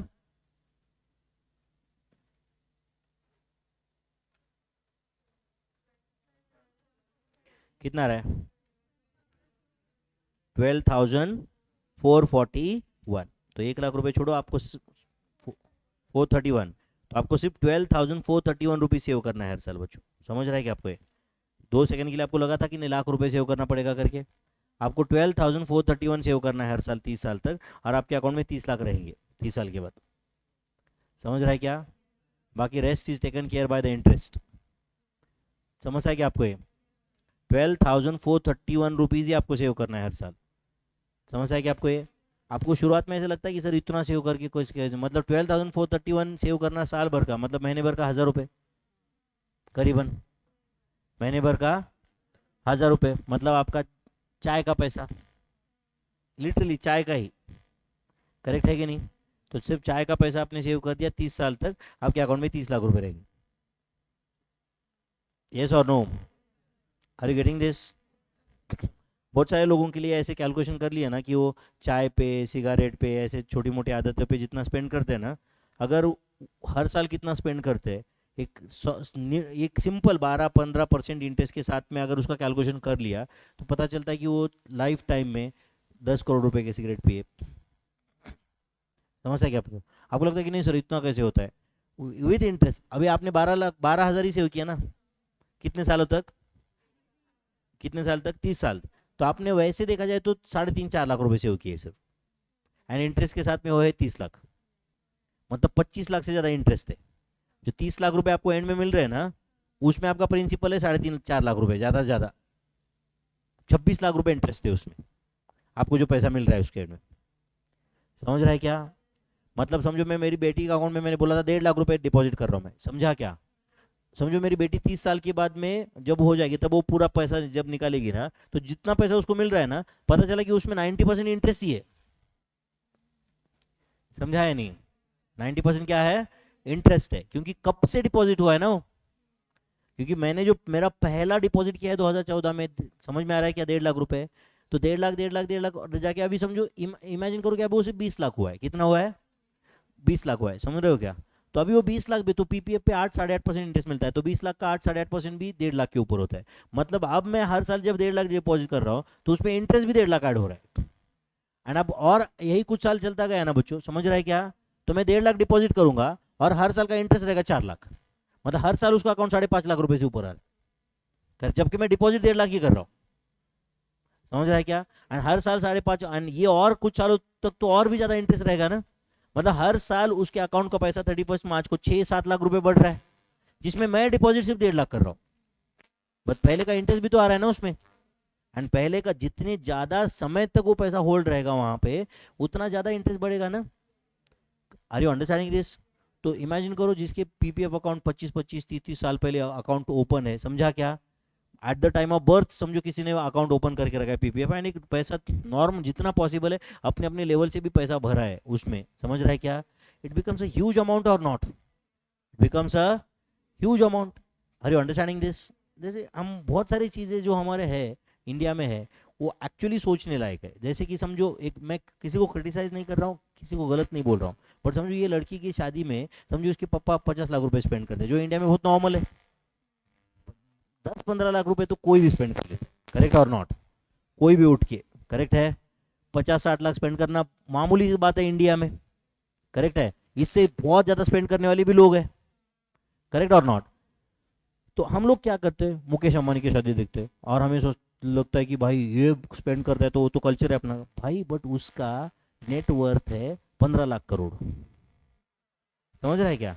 उसमें से वो 4 करोड़ स्पेंड कर रहा है, 5 करोड़ स्पेंड कर रहा है। समझ रहा है क्या? अपना टोटल ही नेटवर्थ है सब अपने आप को खुद को बेच दिया तो अपने को 4 करोड़ आने वाले, उसमें से अपन 2 करोड़ शादी में खर्चा करते। कितनी गलत बात है ना? करेक्ट और नॉट? कितना कुछ कुछ लोगों का मतलब उसको मतलब कोई टीचर रहता है, बैंक में काम करता है, बराबर है कि नहीं, जिंदगी भर काम कर रहा है, ओके, उसका उसका जिंदगी भर का सैलरी सब ऐड कर दिया तो टोटल आता है 1.5 करोड़ रुपए, बराबर है, 2 करोड़ रुपए, एंड वो शादी में स्पेंड कर रहा है 1 करोड़। गलत ही है ना? एंड शादी में मैं ये नहीं बोल रहा हूँ कि वो कंप्लीट वेस्ट है, बट आप बताओ वो 1 डे की खुशी के लिए बस थोड़ा तामझाम लोगों को खुश करने के लिए लोग आते, बराबर है कि नहीं, खा पी लेते चले जाते, जाते जाते बोलते नमक कम था, बराबर है कि नहीं, एक बोलता है जामुन में मज़ा नहीं आया, तीसरा बोलता है हलवा ख़राब था, बराबर है कि नहीं। उनके खुशी के लिए अगर आप उतना ही पैसा उसी बेटी के अकाउंट में डाल के तुम लोग उसको वही फिक्स डिपॉजिट सर्टिफिकेट दिया, म्यूचुअल फंड्स में डिपॉजिट कर दिया, शेयर्स में इन्वेस्ट करके उसको शेयर सर्टिफिकेट दिया हुआ, उसके इमरजेंसी में काम में आएगा ना। पता चला जिसकी जो लड़की की शादी में 1 करोड़ का खर्चा हुआ है वो लड़की पैसे पैसे के लिए तरस रही आएगी 2 साल के बाद, है या नहीं है? तो किस चीज़ के लिए वो बाप जिंदगी भर काम किया? बेटी के लिए भी कि नहीं किया? बेटी के लिए नहीं किया। बेटी के लिए होता तो बेटी को फायदा होता ना उसका, बेटी के लिए अगर किया होता तो बेटी को फायदा होता ना उसका। किसके लिए किया उसने? ये लोगों को जिनको कोई लेना देना नहीं है। एंड वही जो लोग खाना खाने आए थे ना उनको बोलो कि भाई मेरी बेटी प्रॉब्लम में है, आप सब लोग 1000 1000 रुपए दे दो, तो देखो एक फ़ोन भी नहीं उठाएगा कोई। करेक्ट है? तो बहुत सारी चीज़ें सोचने लायक है। मैं ये नहीं बोल रहा हूँ कि खर्चा करना ही नहीं चाहिए, बट अपना लेवल क्या है और अपन कितना स्पेंड कर रहे हैं उसमें कुछ तो प्रोपोर्शन चाहिए कि नहीं। समझा है? मैं 5 करोड़ स्पेंड करने वाला गलत नहीं है अगर उसके पास 5000 करोड़ है तो, बराबर है कि नहीं। 5 करोड़ स्पेंड करने वाला वो अपनी खुशी चाहता है भाई, वो चाहता है कि नहीं, ग्रैंड मैरिज हो, ठीक है ना। बट जो टोटल ही जिनके पास, एंड कुछ कुछ लोग तो लोन वोन लेके करते हैं, उनसे तो बेवकूफ़ कोई नहीं है, बराबर है कि नहीं, उनसे बड़ा बेवकूफ़ तो कोई नहीं है, बराबर है या नहीं। मतलब 50 लाख रुपए लोन लिया, अपने पास 10 लाख रुपए, 60 लाख रुपए की शादी की, मतलब वो शादी की एंड शादी के बाद 15 साल के बाद वही लोन रिपे करते बैठा है। समझ रहा है कि नहीं? क्यों भाई? उससे अच्छा शांति से रहो, है या नहीं है। जिसकी शादी में खर्चा हो रहा है उसी को उतना पैसा दे दो ना, बेटर है, काम में आएगा, है या नहीं है। कल जाके किसको क्या फाइनेंशियल इमरजेंसी आने वाली है पता नहीं है। तो अननेसेसरी चीज़ों पे स्पेंड मत करो। मैं ये नहीं बोल रहा हूँ कि ज़िंदगी में स्पेंड मत करो, ज़िंदगी एंजॉय करो, बट लोगों का एंजॉयमेंट स्पॉन्सर मत करो। समझा मैं क्या बोल रहा हूँ? लोगों का एंजॉयमेंट का स्पॉन्सरशिप मत लो, खुद एंजॉय करो। समझ रहा है कि नहीं? खुद एंजॉय करो। लोगों का अननेसेसरी ये कर रहा है वो कर रहे हैं, राइट, शादी में खर्चा कर रहे हैं, उसमें खर्चा कर रहे हैं, उसमें, एंड बाद में बोलते हैं नहीं उसने किया। एंड अपने इंडिया में क्या होता है, वो मतलब मर जाएंगे बट वो ईगो नहीं छोड़ेंगे। लोगों के सामने ये क्या सोचेगा वो क्या सोचेगा, अरे कोई कुछ भी सोचने दे भाई, तू क्या है तेरे को मालूम है ना, बराबर है कि नहीं। कोई कुछ भी सोचने दो, है कि नहीं। मैंने सिर्फ ऐसा बड़ा बड़ा बड़ा बड़ा बड़ा ये कर, एंड लोग उसको भी नाम रखते बाद में, अरे क्या पागल है, कुछ नहीं है, शादी में अनाप शनाप खर्चा कर दिया, आप देखो, बराबर है कि नहीं। एंड खाना खाने में वो भी था शादी में, बराबर है कि नहीं। तो राइट, सोचने वाली बात है। एंड तुमने मतलब कभी घर पे, तो अभी तुम कोई 12 13 साल के या 10 साल के नहीं हो, तुम कभी घर पे कुछ भी कोई छोटा मोटा डिसीजन हो रहा है जहाँ पे कुछ फाइनेंसेस इन्वॉल्व है, तो तुमने एटलीस्ट माँ बाप को बताना चाहिए कि राइट ये ऐसा नहीं करना चाहिए, या जो भी कुछ है। अगर आप सिर्फ इसलिए कर रहे हो तो इसके बारे में वापस एक बार सोचो, है या नहीं। अनाप शनाप कुछ भी लोगों के इस दिमाग में अपना इमेज कैसा हो इसके लिए पैसा स्पेंड करना नहीं चाहिए, है या नहीं। खुश रहना बहुत सिंपल है, बट खुश है ये लोगों को दिखाना टफ है। समझा है नहीं। एंड हम लोग आज जो स्पेंड कर रहे हैं ना, ये खुश होने के लिए नहीं है। किसके लिए स्पेंड कर रहे हैं? हम खुश है ये लोगों को दिखाने के लिए। हम ज़्यादा 2 रुपए स्पेंड करते हैं जबकि 25 पैसे स्पेंड करते हैं किस पे? सिर्फ खुश रहने के लिए, बराबर है कि नहीं। हम लोग कहीं अच्छे होटल में खाना खाने जाना, कोई महंगा नहीं रहता है, आराम से खा के जाके, कोई बहुत बड़ा महंगा काम है ऐसा नहीं है, बट वो लोगों को दिखाने के लिए कि हम ये है, हम वो है, हम ऐसा करते, हम वो करते, उसमें हम ज़्यादा स्पेंड कर ले। तो शो ऑफ की इन शॉर्ट कोई ज़रूरत नहीं है। जो है वो है, जो नहीं है वो नहीं है वैसे भी। कितना भी दिखा, जो नहीं है वो कुछ भी करके दिखा नहीं सकते, है या नहीं है? वो कभी ना कभी तो बाहर आता ही है, करेक्ट और नॉट? अब जो चीज़ मेरे पास नहीं है, मैं कहाँ से शो ऑफ करूँ यार कि मेरे पास चॉपर रहेगा, हेलीकॉप्टर रहेगा बोल के? नहीं है तो नहीं है ना, करेक्ट और नॉट? अननेसर कहीं तो किसी हेलीकॉप्टर के बाजू में जाके खड़ा रह के फोटो निकालने में कोई मतलब है क्या? बराबर है कि नहीं? है नहीं? जिस दिन अफोर्ड करोगे कर लेना, हाँ ठीक है, मेमोरी बोल के ठीक है, बट वो शो ऑफ करने के लिए जो हम पैसा स्पेंड करते हैं ना, तो मेरे ख्याल से उसकी ज़रूरत नहीं है। आप यहाँ पे ऐसे इस टाइप के क्वेश्चंस कुछ कभी अपने लाइफ के लिए अप्लाई करो, फिर आपको समझेगा। जो पैसा आप अननेसेसरी स्पेंड कर रहे हो ना, कोई कोई आदतों पे, किसी को गुटखा की आदत है, तंबाकू की आदत है, एक तो आप इतना पैसा स्पेंड कर रहे हो, ऊपर से हेल्थ डिटोरेट कर रहे हो, ऊपर से हेल्थ डिटोरेट करो, कितनी खराब बात है ना, मतलब करेक्ट? आपने ये तंबाकू, गुटखा, दारू, ये चीज़ों पे 1 रुपया भी स्पेंड नहीं करना चाहिए। मैं क्या बोल रहा हूँ?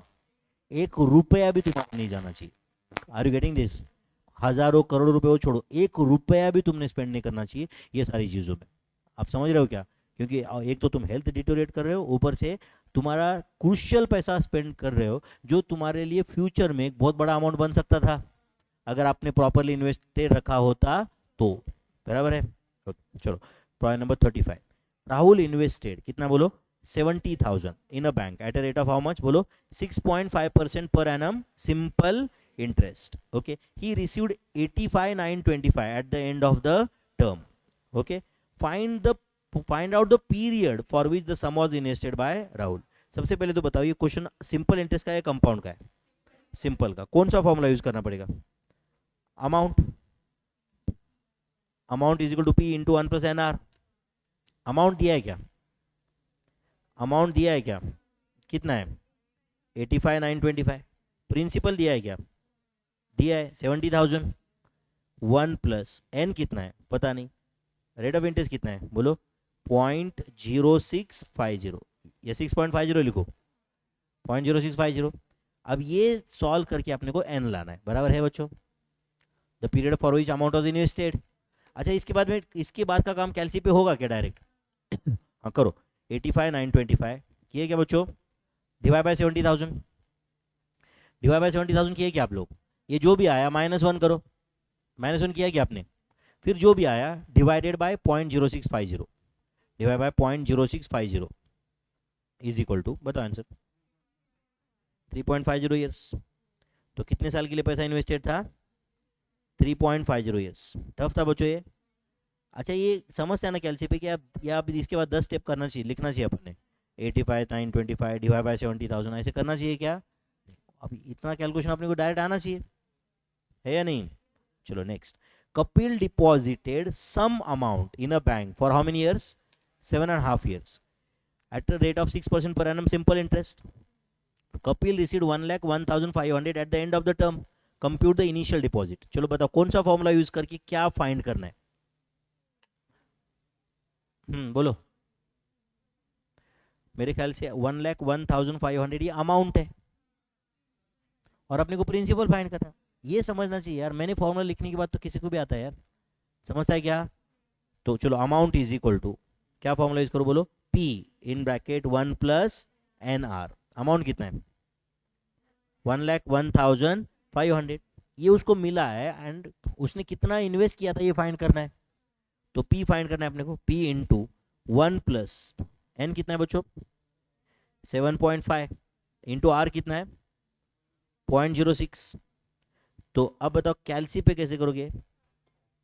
मैंने सही लिखा है क्या? चेक करो ये तो, करो कैलसी पे। 7.50 इंटू 0.06 किया क्या आपने? 7.50 इंटू 0.06 किया, जो भी आया उसमें 1 ऐड करो, +1 किया क्या? अब ये पूरे ब्रैकेट का आंसर आया ना, तो divide by equal to into 1,01,500।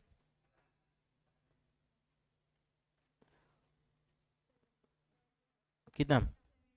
70,000। तो tell me how much was the initial deposit? 70,000। Therefore initial deposit by Kapil. कुछ आपको कैलकुलेशन वगैरह करने आ रहा है क्या मेरे भाई? ये डिवाइड बाय इक्वल टू वगैरह कैसे किया मैंने समझ रहा है क्या आपको? ये उन्होंने रट्टा मार के याद करके रखा है कि क्या करने का? वो क्वेश्चन के हिसाब से अपने को पी लाना है, तो अभी पी छोड़ के बाकी सब मैंने लेफ्ट में लाया ना। तो पहले वो ब्रैकेट का आंसर फाइंड किया, वो ब्रैकेट से क्या आंसर से डिवाइड करना है, मतलब उसके रेसिप्रोकल से मल्टीप्लाई करना है। तो डिवाइड बाई इक्वल टू करके इंटू 1,01,500 कर दिया मैंने, तो आ गए कि नहीं प्रिंसिपल। चलो, a sum of 46,875 was lent out at simple interest at the end of, हाँ बोलो, 1 year and 8 months. The total amount was, बोलो, 50,000. At the end of 1 year and 8 months, the total amount was how much? 50,000. Find the rate of interest. बोलो कौन सा formula use करना है और क्या फाइंड करना है। अमाउंट का फॉर्मूला यूज करके आर लाना है अपने को, सिंपल इंटरेस्ट या कंपाउंड इंटरेस्ट? सिंपल। तो चलो अमाउंट का फॉर्मूला लिखो और एक बार। Amount is equal to P in bracket 1 plus N R. Amount कितना है? अमाउंट कितना है? 50,000, 46,875 प्रिंसिपल है ये। पढ़ा करो भाई ठीक से। 1 प्लस एन कितना है बोलो? 1 year and 8 months, तो क्या 1.8 करो क्या? 8 डिवाइड बाई 12 प्लस 1 मतलब 1.6666 आता है कि नहीं? ये एन है, बराबर है ना? And R into R, do you agree? और ये सॉल्व करके अपने को आर लाना है बच्चों, डू यू एग्री? चलो बोलो क्या करोगे। 50,000 डिवाइडेड बाय 46,875 किए क्या आप लोग? ये जो भी आया ये किसका आंसर है समझा आपको? वो ब्रैकेट का आंसर है। -1 करो, -1 किया क्या आपने? एंड फिर जो भी आया उसके बाद में डिवाइड बाय 1.666666 करो। 1.666 पूरा लोड कैलसी पे, और बताओ इज इक्वल टू कितना? 0.04 0.0400 मतलब 4% पर एनम। बोलो सिंपल इंटरेस्ट, इज इट 4% पर एनम सिंपल इंटरेस्ट? कुछ गया दिमाग में? कौन सा फॉर्मूला यूज करके आंसर लाना है, कुछ जा रहा है दिमाग में? Next, what sum of money will produce 28,600 as an interest in 3 years and 3 months at 2.5% per annum simple interest? मुझे बताओ कौन सा फॉर्मूला यूज करके क्या लाना है, कौन सा फॉर्मूला यूज करना है? Simple interest. एंड अच्छा सिंपल इंटरेस्ट का फॉर्मूला यूज करना है, बराबर है। तो simple interest is equal to क्या फॉर्मूला है बोलो? P N R. बोलो क्या दिया है अपने को, क्या दिया और क्या फाइंड करना है? फाइंड क्या करना है? प्रिंसिपल फाइंड करना है। What sum of money will produce 28,600 as an interest? तो 28,600 इंटरेस्ट है, एंड ये इंटरेस्ट कितना पैसा जनरेट करेगा बोल रहा है, बराबर है ना? तो क्या फाइंड करना है? पी। एन कितना है बताओ? एन इज इट 3.25 ईयर्स या 3.3 कर दो? नहीं, 3 मंथ्स है ना, तो 3 डिवाइड बाई 12 करने का और जो भी आया उसमें 3 ऐड करने का। समझता है क्या? समझता है क्या? इनटू सिंपल इंटरेस्ट कितना है बोलो? 0.0250 या 2.5% ऐसे किया तो भी चलता है, बराबर है ना? तो ये सॉल्व करके आप पी ला सकते हो क्या? बोलो कितना है प्रिंसिपल?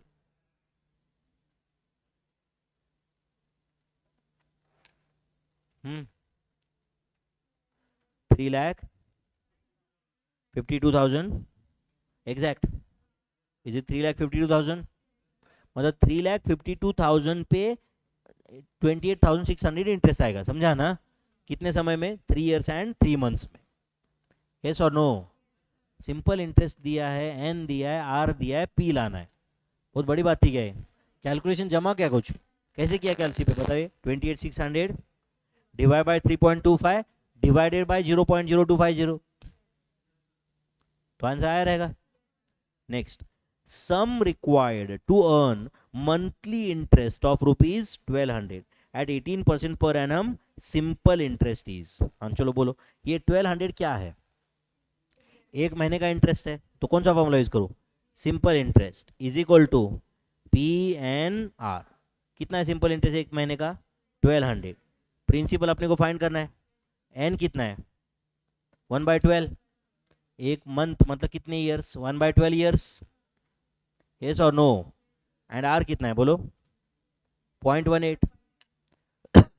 तो ये सॉल्व करके आप पी ला सकते हो क्या? कैसे करोगे बताओ?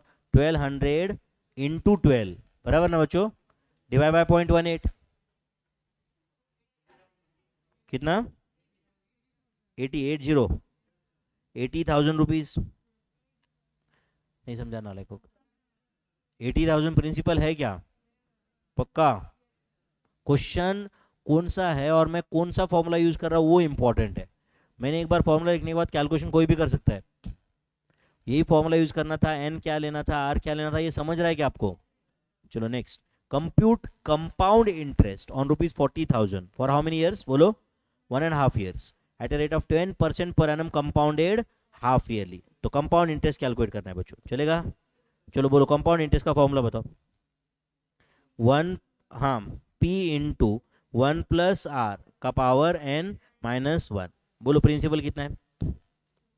40,000 है या नहीं?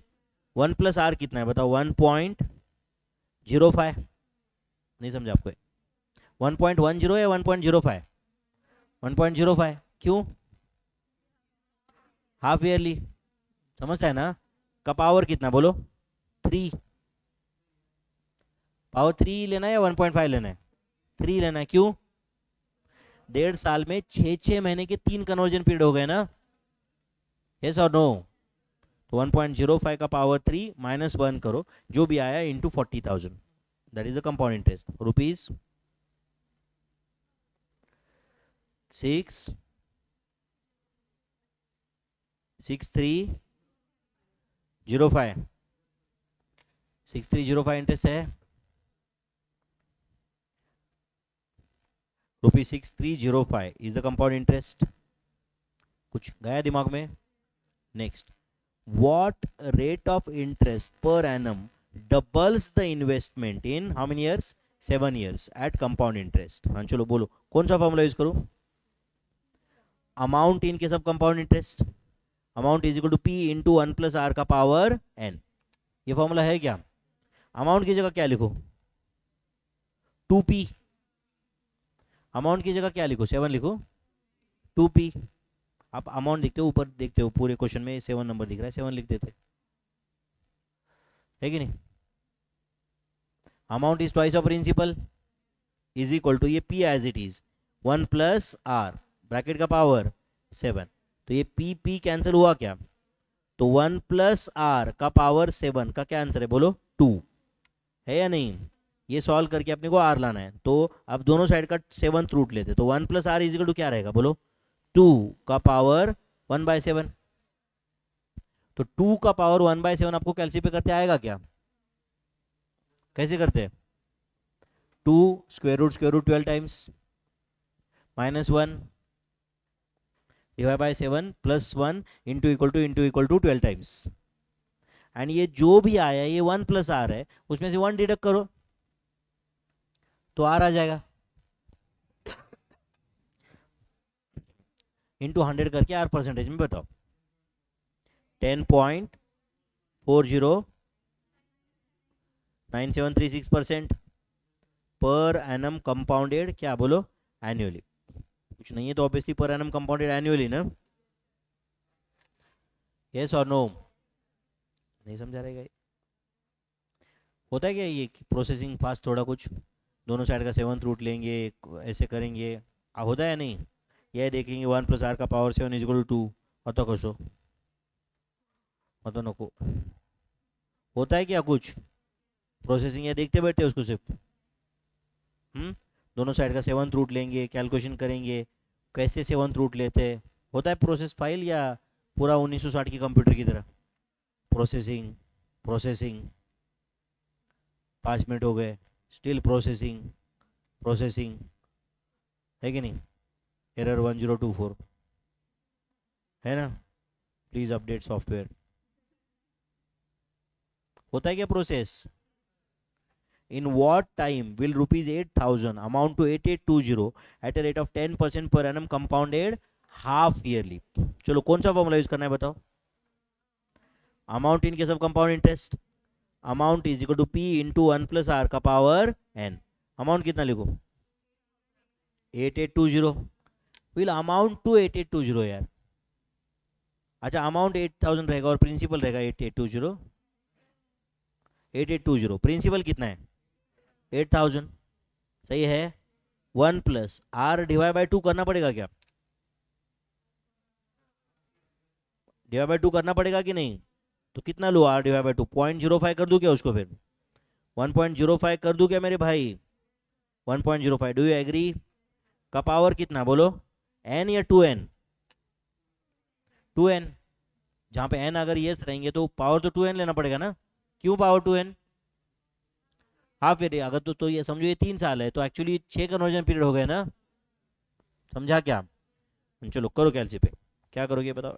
8820 डिवाइड बाई 8000 का आंसर बताओ। 1.1025। अभी अपने को n लाना है बच्चों।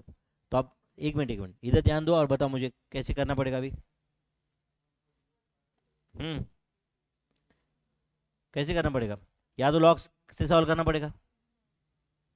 अरे पावर 2n है भाई, और n लाना है अपने को, समझ रहा है क्या? लॉग लेना पड़ेगा 2n इंटू लॉग 1.05, दोनों साइड का लॉग लेके। या एक काम करो, ध्यान दे रहे हो क्या आप? दिस 1.05 का पावर 2n है ना। एक काम करो, कैलसी पे ले लो 1.05, किए क्या आप लोग? उसका स्क्वायर करो, क्या है बताओ? 1.1025 है ना, तो ये 1.05 का पावर 2 है।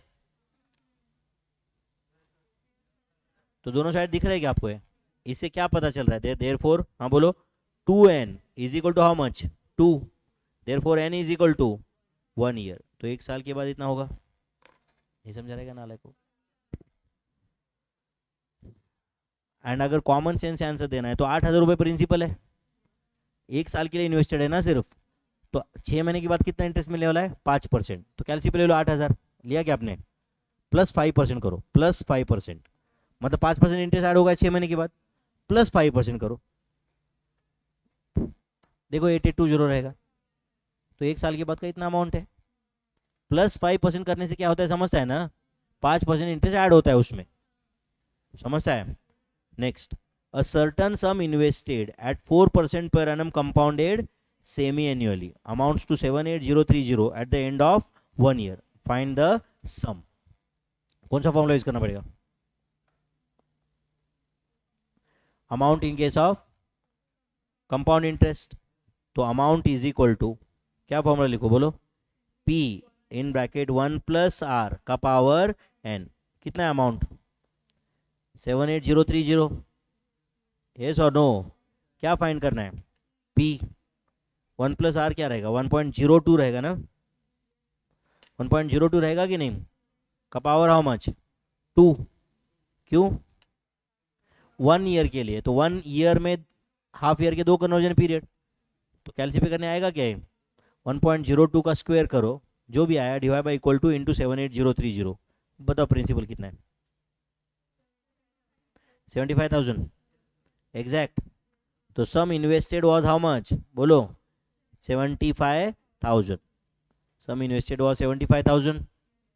कुछ गया दिमाग में? Next, population of a town increases every year by how much बोलो? 2%। The number of years in which population, हाँ बोलो, टोटल इंक्रीज इन पॉपुलेशन भी 40%। ध्यान दे रहे हो क्या? कितने साल में 40% से बढ़ेगा समझो, ध्यान दे रहे हो क्या? तो समझो आज का suppose today's population is P। समझा क्या आपको ये? यस और नो? तो अब बताओ, आफ्टर n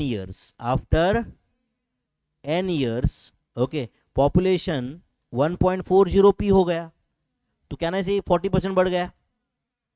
नहीं समझा आपको? आज 1 P है तो 40% बढ़ना मतलब 1 प्लस 40%, 1.40।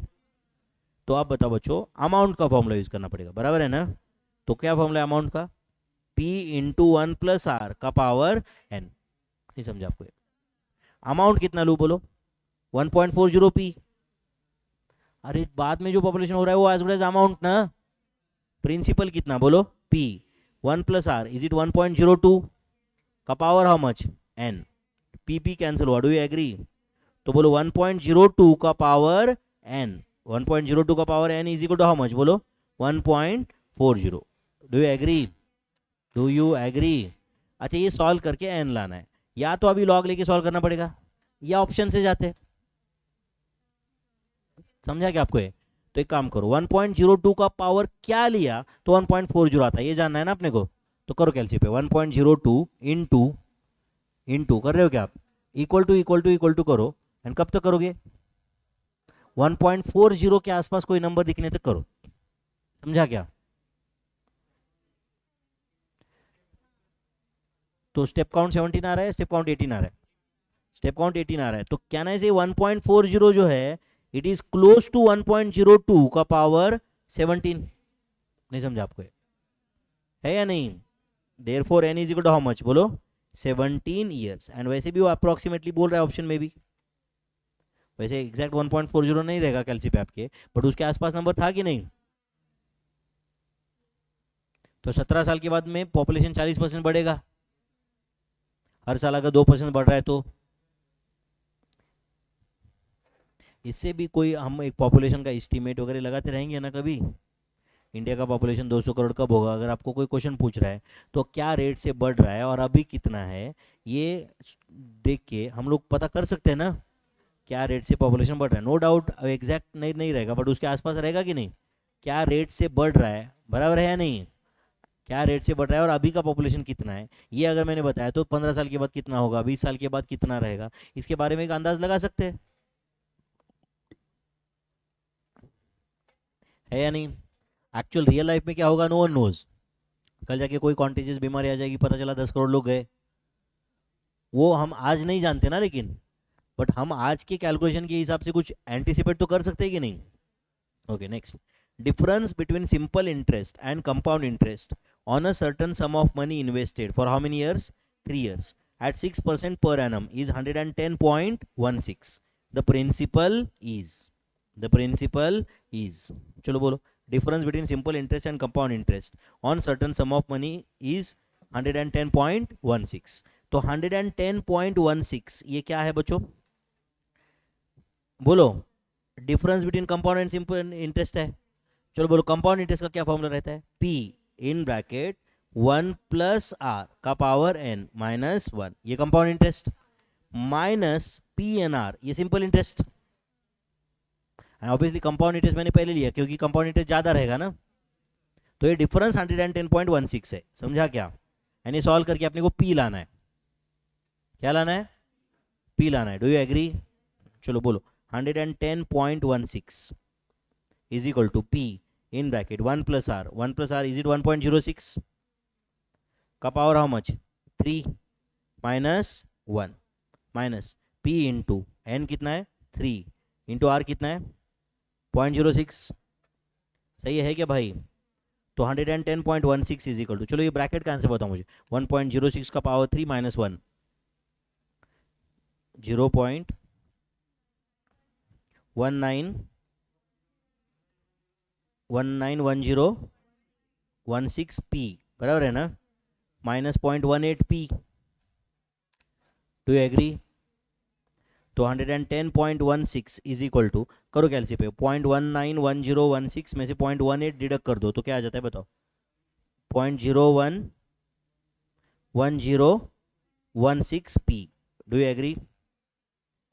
011016, do you agree? तो आपको शायद समझा होगा अभी क्या करना है, 110.16 divided by 0.01106, therefore principal is equal to how much, tell me, 10,000 आ रहा है कि नहीं? प्रिंसिपल इज इक्वल टू 10,000, नहीं समझा रहेगा ये भी। Difference between simple interest and compound interest दिया है, मैं बहुत कॉन्फिडेंट हूँ कि मैंने हर टाइप का क्वेश्चन लिया है इस बुक। यहाँ पे लगता है अपने को कि सर इतने 10-12 पेजेस है ये, बट भाई अगर आप देखोगे पहले से तो कोई कंसेप्ट ऐसा नहीं है कि जो तुम जानते हो बट इसमें नहीं है। ऐसा रहेगा तो बताओ आप मुझे कि सर ये कंसेप्ट हम जानते हैं बट इस बुक में नहीं है या नहीं? सब कुछ कवर होता है इसमें। Is it over? Next, compound interest on rupees, compound interest on rupees कितना, 40,000 at a rate of 10% per annum for 3 years when interest is payable quarterly is, चलो बोलो कंपाउंड इंटरेस्ट करना है क्या fine, compound interest is equal to, चलो बोलो principal कितना है, ये चलो फॉर्मूला लिखता हूँ पहले, P इंटू 1 प्लस आर का पावर n माइनस 1, ये फॉर्मूला है क्या?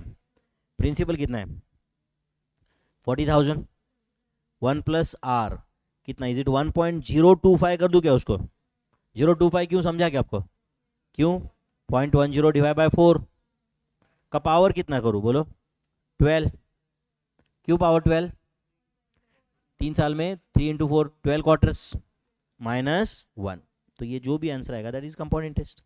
1.025 का पावर 12 करो, जो भी आएगा -1, फिर into 40,000 answer.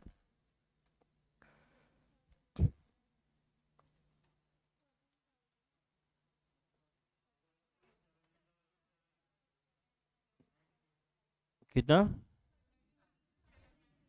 13,796, 13,796 is the compound interest for how many years?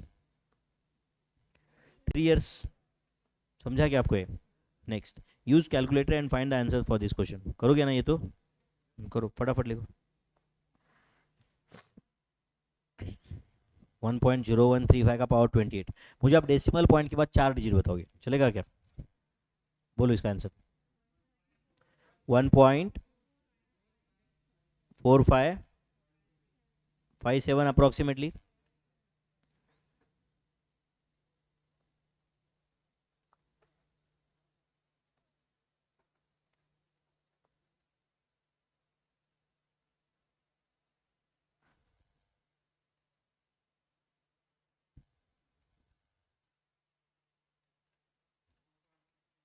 Two point, बाकी लोगों का ये आंसर है क्या? नहीं है। 8147,876, 8141, 8141.7876। नेक्स्ट, 1.10935 का पावर 72,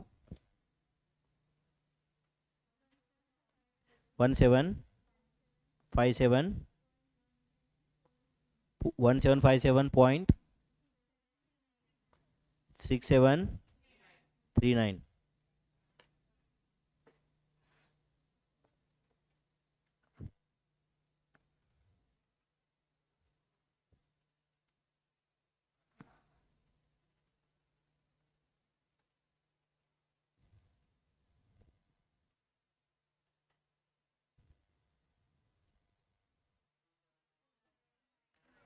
279.9479 सही है। 279.9479। हाँ, ये कैलकुलेशन में तो कोई प्रॉब्लम नहीं है। Present value of annuity regular का अपना रूटीन फॉर्मूला क्या है बताओ? Periodical amount into annuity factor, periodical amount into annuity factor. Okay, वो फॉर्मूला पसंद नहीं तो और एक फॉर्मूला है, बट ये याद करने की जरूरत नहीं, ऑब्वियसली वही इजी है, बट फिर भी आपको कभी काम में आएगा, इसलिए मैंने वो भी लिखा है यहाँ पे। अब देखो, ये जो फॉर्मूला भी मैं ये ब्रैकेट में डाल रहा हूँ, ये किसका फॉर्मूला है बच्चों? बताओ। This is the formula for future value of annuity regular. And ये जो सामने लिखा है ये क्या है? Discounting factor. क्या है ये? बोलो। Discounting factor. तो future value of annuity regular into discounting factor किया, मतलब उसका आज का वैल्यू आ गया ना? नहीं समझा आपको? समझो, मैंने 10,000 10,000 10,000 इन्वेस्ट किए 25 साल तक, कितना पैसा मिलेगा 25 साल के बाद में? वो आंसर कैसे आता है future value into discounting factor किया, मतलब उसका आज का वैल्यू आ गया ना? तो एन्युटी का ही आज का वैल्यू आ गया ना वो। मंद मैंने 10,000 डिपॉजिट किए हर साल 25 साल तक, तो 25 साल के एंड में कितना पैसा मिलेगा? ये कौन सा फॉर्मूला देता है अपने को? Future value of annuity. And उतना पैसा, एक अभी ऐसे समझो कि वो सिंगल ट्रांजैक्शन है, इतना पैसा मुझे 25 साल के बाद मिलने वाला है, तो आज कितना? तो इनटू डिस्काउंटिंग फैक्टर। समझा कि आपको? तो फ्यूचर वैल्यू को ही मैंने डिस्काउंटिंग फैक्टर कर दिया, तो प्रेजेंट वैल्यू ऑफ एन्युटी आ गया ना? समझा क्या? हाँ, सिर्फ अभी मैंने क्या किया, देखो ध्यान दे रहे हो क्या आप लोग? ये पीरियोडिकल अमाउंट इंटू वो जो आर था डिवाइड बाय आर, वो बाहर लिया, दिख रहा है क्या आपको? एंड फिर मैं जो ब्रैकेट में है ना, वो 1 प्लस आर का पावर एन से डिवाइड कर दिया दोनों जगह पे। मतलब देखो, ये पीरियोडिकल अमाउंट को आर से डिवाइड कर दिया, दिख रहा है क्या आपको? एंड फिर उसके बाद में ये ब्रैकेट में क्या किया, 1 प्लस आर का पावर एन था या नहीं? -1 था। ये दोनों को 1 प्लस आर का पावर एन से सेपरेटली डिवाइड कर दिया। समझा क्या आपको? ये समझा क्या? एंड उसके बाद में जो आंसर आया वो अगले ब्रैकेट में देखो आप, वो 1 प्लस आर का power N divide by 1 plus R का पावर एन को तो 1 से 1 है, माइनस, समझा क्या आपको है, and 1 divide by 1 plus R का पावर एन की जगह if you want you can write 1 plus R का पावर माइनस एन, समझा आपको ये, कुछ गया दिमाग में? ओके एक छोटा सा कंसेप्ट है जिसके क्वेश्चंस तो अपने सिलेबस में नहीं है ऑब्वियसली, परपेचुइटी क्या कंसेप्ट है? तो एन्यूटी मतलब क्या होता है? एन्यूटी समझो मैंने 10,000 10,000 10,000 10,000 10,000 डिपॉजिट किए, बट कुछ तो उसको 50 साल 60 साल कुछ तो लिमिट था ना, बट अगर वो फॉर एवर है तो उसको क्या बोला जाता है? परपेचुइटी, मतलब फॉर इनफाइनाइट टाइम, समझा क्या आपको ये? बोला ऐसे बट ऐसे कैसे रह सकता है? अच्छा सुनो ध्यान से, समझो ये मेरी बेटी है समझो, और समझो मैंने बैंक में डिपॉजिट कर दिया 10 लाख, कितने? 10 लाख, एंड बैंक को बोला, बैंक बोल रहा है भाई हम आपको 12% इंटरेस्ट देंगे, कितना? तो 10 लाख इंटू 12% कितना होता है? 1,20,000, एक महीने का कितना? 10,000, समझा क्या? मैं बैंक में 10 लाख डाल दिया, समझो ध्यान दे, ये लड़की समझो पुणे में पढ़ने आ गई, इस ये बोल रही है महीने के मुझे 10,000 चाहिए, मैंने बैंक में 10 लाख डाल दिए, सुन रहे हो क्या? एंड बैंक को बोल दिया कि हर महीने में इसको 10,000 दो, कब तक दे सकते हो? कभी तक भी दे सकते हो। अरे इंटरेस्ट ही दे रहे हैं ना, वो प्रिंसिपल को तो हाथ भी नहीं लग रहा है ना, यस और no? Are you understanding this? कल जाके समझो ये बाद में ये मेरी बेटी और 50 साल के बाद में बोली कि भाई एक काम करो अभी मेरे नाम पे, मेरी जगह मेरे बेटे को दे दो ये पैसा, तो उसके नाम पे 10,000 हर महीने में चलता ही रहेगा ना। अच्छा सिंपल एक मुझे बताओ, समझो ये बेटी के एजुकेशन के लिए मैंने 10 लाख डिपॉजिट कर दिया बैंक में और बोला कि हर हर महीने में उसका इंटरेस्ट सिर्फ उसको दे दो, उसके सेविंग अकाउंट में डाल दो, उसका डेबिट कार्ड उसके पास दे दिया मैंने। अब बताओ 5 साल के बाद ये लड़की सीए हो गई समझो, तो मैं जब इसको लेने आऊंगा यहाँ पे तो वो सीए बन के उसको लेके जाओ, तो मेरे बैंक में 10 लाख रुपए अभी तक वैसे ही है ना, इसका पूरा एजुकेशन तो इंटरेस्ट पे ही हो गया ना, यस और नो? 10 लाख का हर महीने में इंटरेस्ट ही मिला था ना, 10,000 रुपये वैसे भी। Are you understanding this? तो थोड़ा अच्छे से प्लान कर लिया गया बच्चों, एक लमसम अमाउंट अगर पेरेंट्स सेव कर सकते हैं, राइट और नॉट? तो अब बताओ education can be sponsored out of interest only also और नॉट, करेक्ट और नॉट? एंड जब एक बड़ा पैसा देना है तो इसके लिए थोड़ा सा प्लानिंग करके पीपीएफ में, ये जो आजकल स्कीम्स रहते हैं सुकन्या स्कीम, ये स्कीम वो स्कीम में, अगर उस जिसमें इंटरेस्ट भी अच्छा है, टैक्स फ्री है ऊपर से, समझ रहा है कि नहीं? अगर प्रॉपरली प्लान कर दिया तो डिपो प्रॉब्लम नहीं आता है, समझ रहा है कि नहीं? आपको लगता है नहीं सब प्रॉब्लम वो नहीं रहता है, पैसे नहीं रहते, ऐसे नहीं रहते हैं, बट वो क्या रहता है, बाकी फालतू कामों के लिए तो पैसे रहते हैं ना, है या नहीं? कितने लोगों के पास इंडिया में दारू पीने के लिए पैसे है, करेक्ट और नॉट? गांव में जाके देखो 70-80% फैमिलीज में, है कि नहीं? प्रॉब्लम क्या है? 70-80% लोगों का एक ही रोना है, क्या? दारू पीते, है कि नहीं? कमाते 100 रुपए है, पीते दारू 70 रुपए की रोज, बराबर है कि नहीं? एंड फिर उसके बाद में बचा हम फिर कोई, एंड कुछ कुछ लोगों का तो हर चीज़ वो लास्ट मोमेंट पे रहते हैं, मतलब कल जाके कोई बीमार हो गया, 500 रुपये अगर हॉस्पिटल में देना है ना तो भी उनको किसी से मांग के लेना पड़ता है, मतलब सेविंग नाम का कोई कंसेप्ट ही नहीं है, सेविंग नाम का कोई कंसेप्ट ही नहीं है। मैं ये नहीं बोल रहा हूँ अब आजकल की जनरेशन उसमें अपोज क्यों करती है, सेविंग क्यों करना है सर, जिंदगी जी लो मजे कर लो, है कि नहीं? ये जिंदगी जी लो मजा कर लो, बट कल जाके तुम खुद भी अगर हॉस्पिटल में गए तो 2 रुपये तो चाहिए तुम्हारे पास, है या नहीं है? मैं ये नहीं बोल रहा हूँ कि भाई मजे करो ही मत, बट समझ रहा है ना? सिंपल है, अपन अपना क्या लेवल है वो देखना बहुत जरूरी है ना, है कि नहीं? अभी मैं कुछ दिनों पहले वो मराठी में कोट पढ़ रहा था, वो कहा क्या था, अंथरून पाहून पाय पसरावे, आणि असं केलं तर कुणासमोर हात नाही पसरावे लागणार, बरोबर आहे ना? अंथरून पाहून पाय पसरायचे आणि जर लिमिटमध्ये पाय पसरले तर कुणासमोर हाथ पसरायला लागणार नहीं, बहुत इंपॉर्टेंट है ना, है कि नहीं? अपना अपना मैं, वो लोग कहीं पे कुछ देखते हैं, अभी कुछ कुछ लोग देखता हूँ मैं, पापा को सैलरी 20,000, बेटे के पास आईफोन, मैं आईफोन के अपोजिट में नहीं हूँ मैं, बट तो पापा के 10,000 रुपये कमाते भाई, है कि नहीं? तूने 3,000 रुपये का फ़ोन लेना चाहिए ज़्यादा ज़्यादा, या 900 रुपये का लेना चाहिए, बराबर है कि नहीं? हाँ, अच्छा फिर क्यों क्यों इतना महंगा फ़ोन है, बराबर है कि नहीं? क्यों महंगा फ़ोन है अननेसेसरी, बराबर है कि नहीं? नहीं नहीं नहीं वो बाजू वाले के पास ऐसा है, मुझे ऐसा कम लगता है, कम लगता है तो तू कुछ करना भाई, बन जा बड़ा, बराबर है कि नहीं? बन जा बड़ा, फिर कुछ कर ले, बराबर है कि नहीं? अपन अपना एंड जो भी है भाई, अपना अपनी अगर औकात 900 रुपए की फ़ोन की है तो 900 रुपए का फ़ोन जेब से शान से निकालने का, फ़ोन पे बात करने का उससे, अपनी लेवल है ना वो, और अपन लेवल अपने अपन ने खुद डिसाइड किए हो, बराबर है कि नहीं?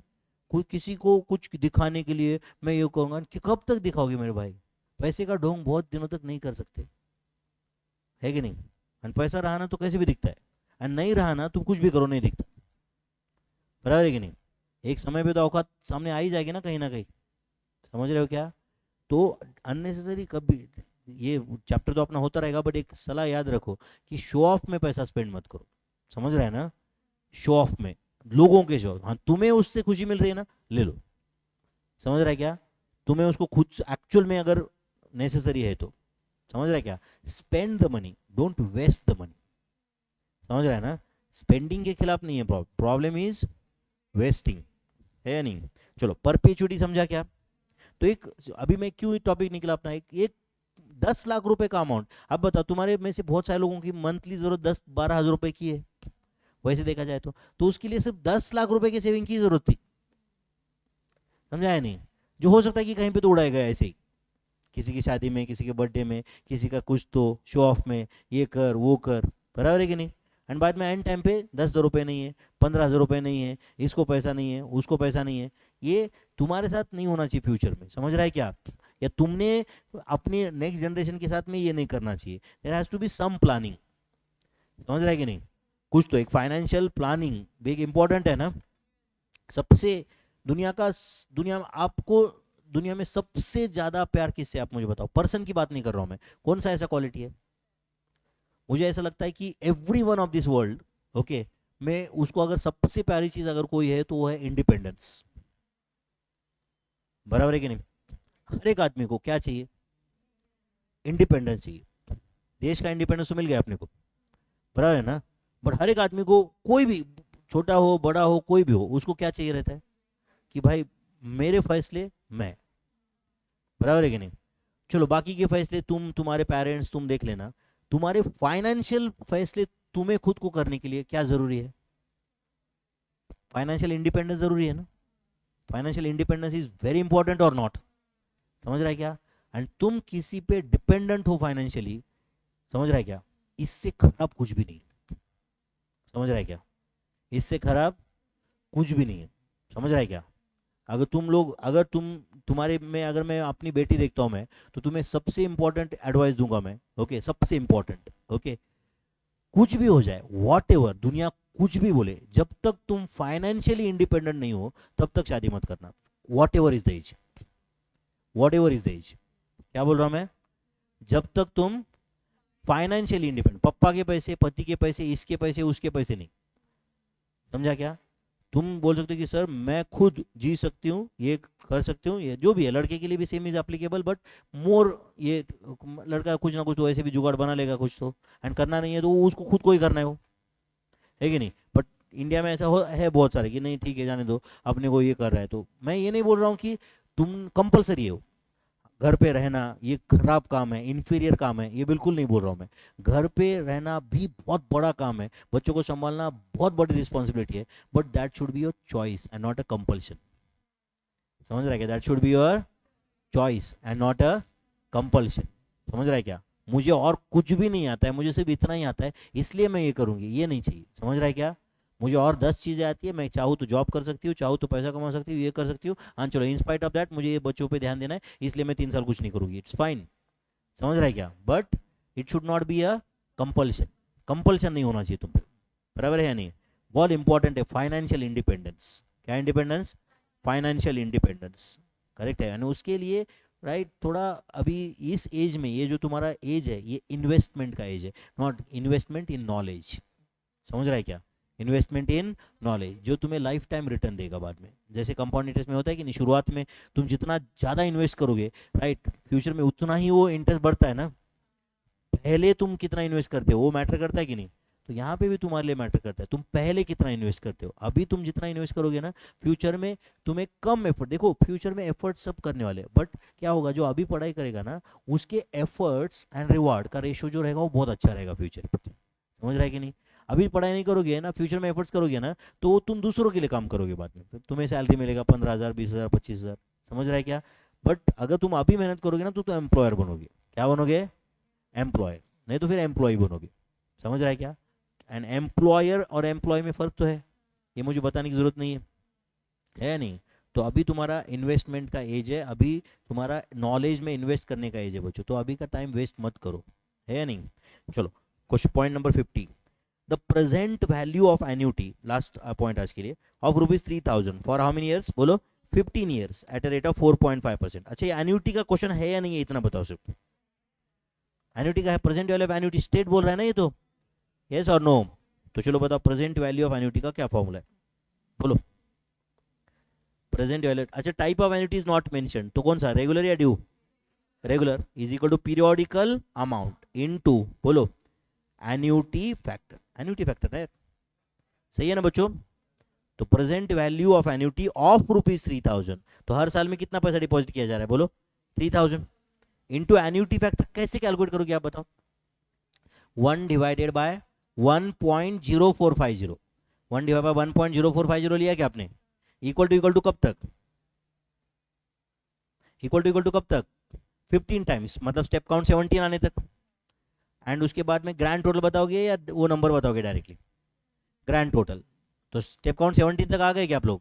एंड ग्रैंड टोटल बताओ मुझे कितना है?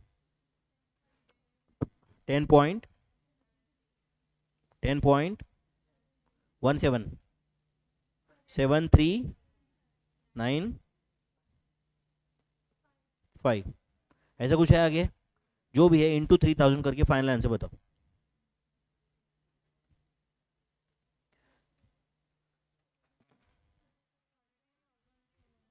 $32,217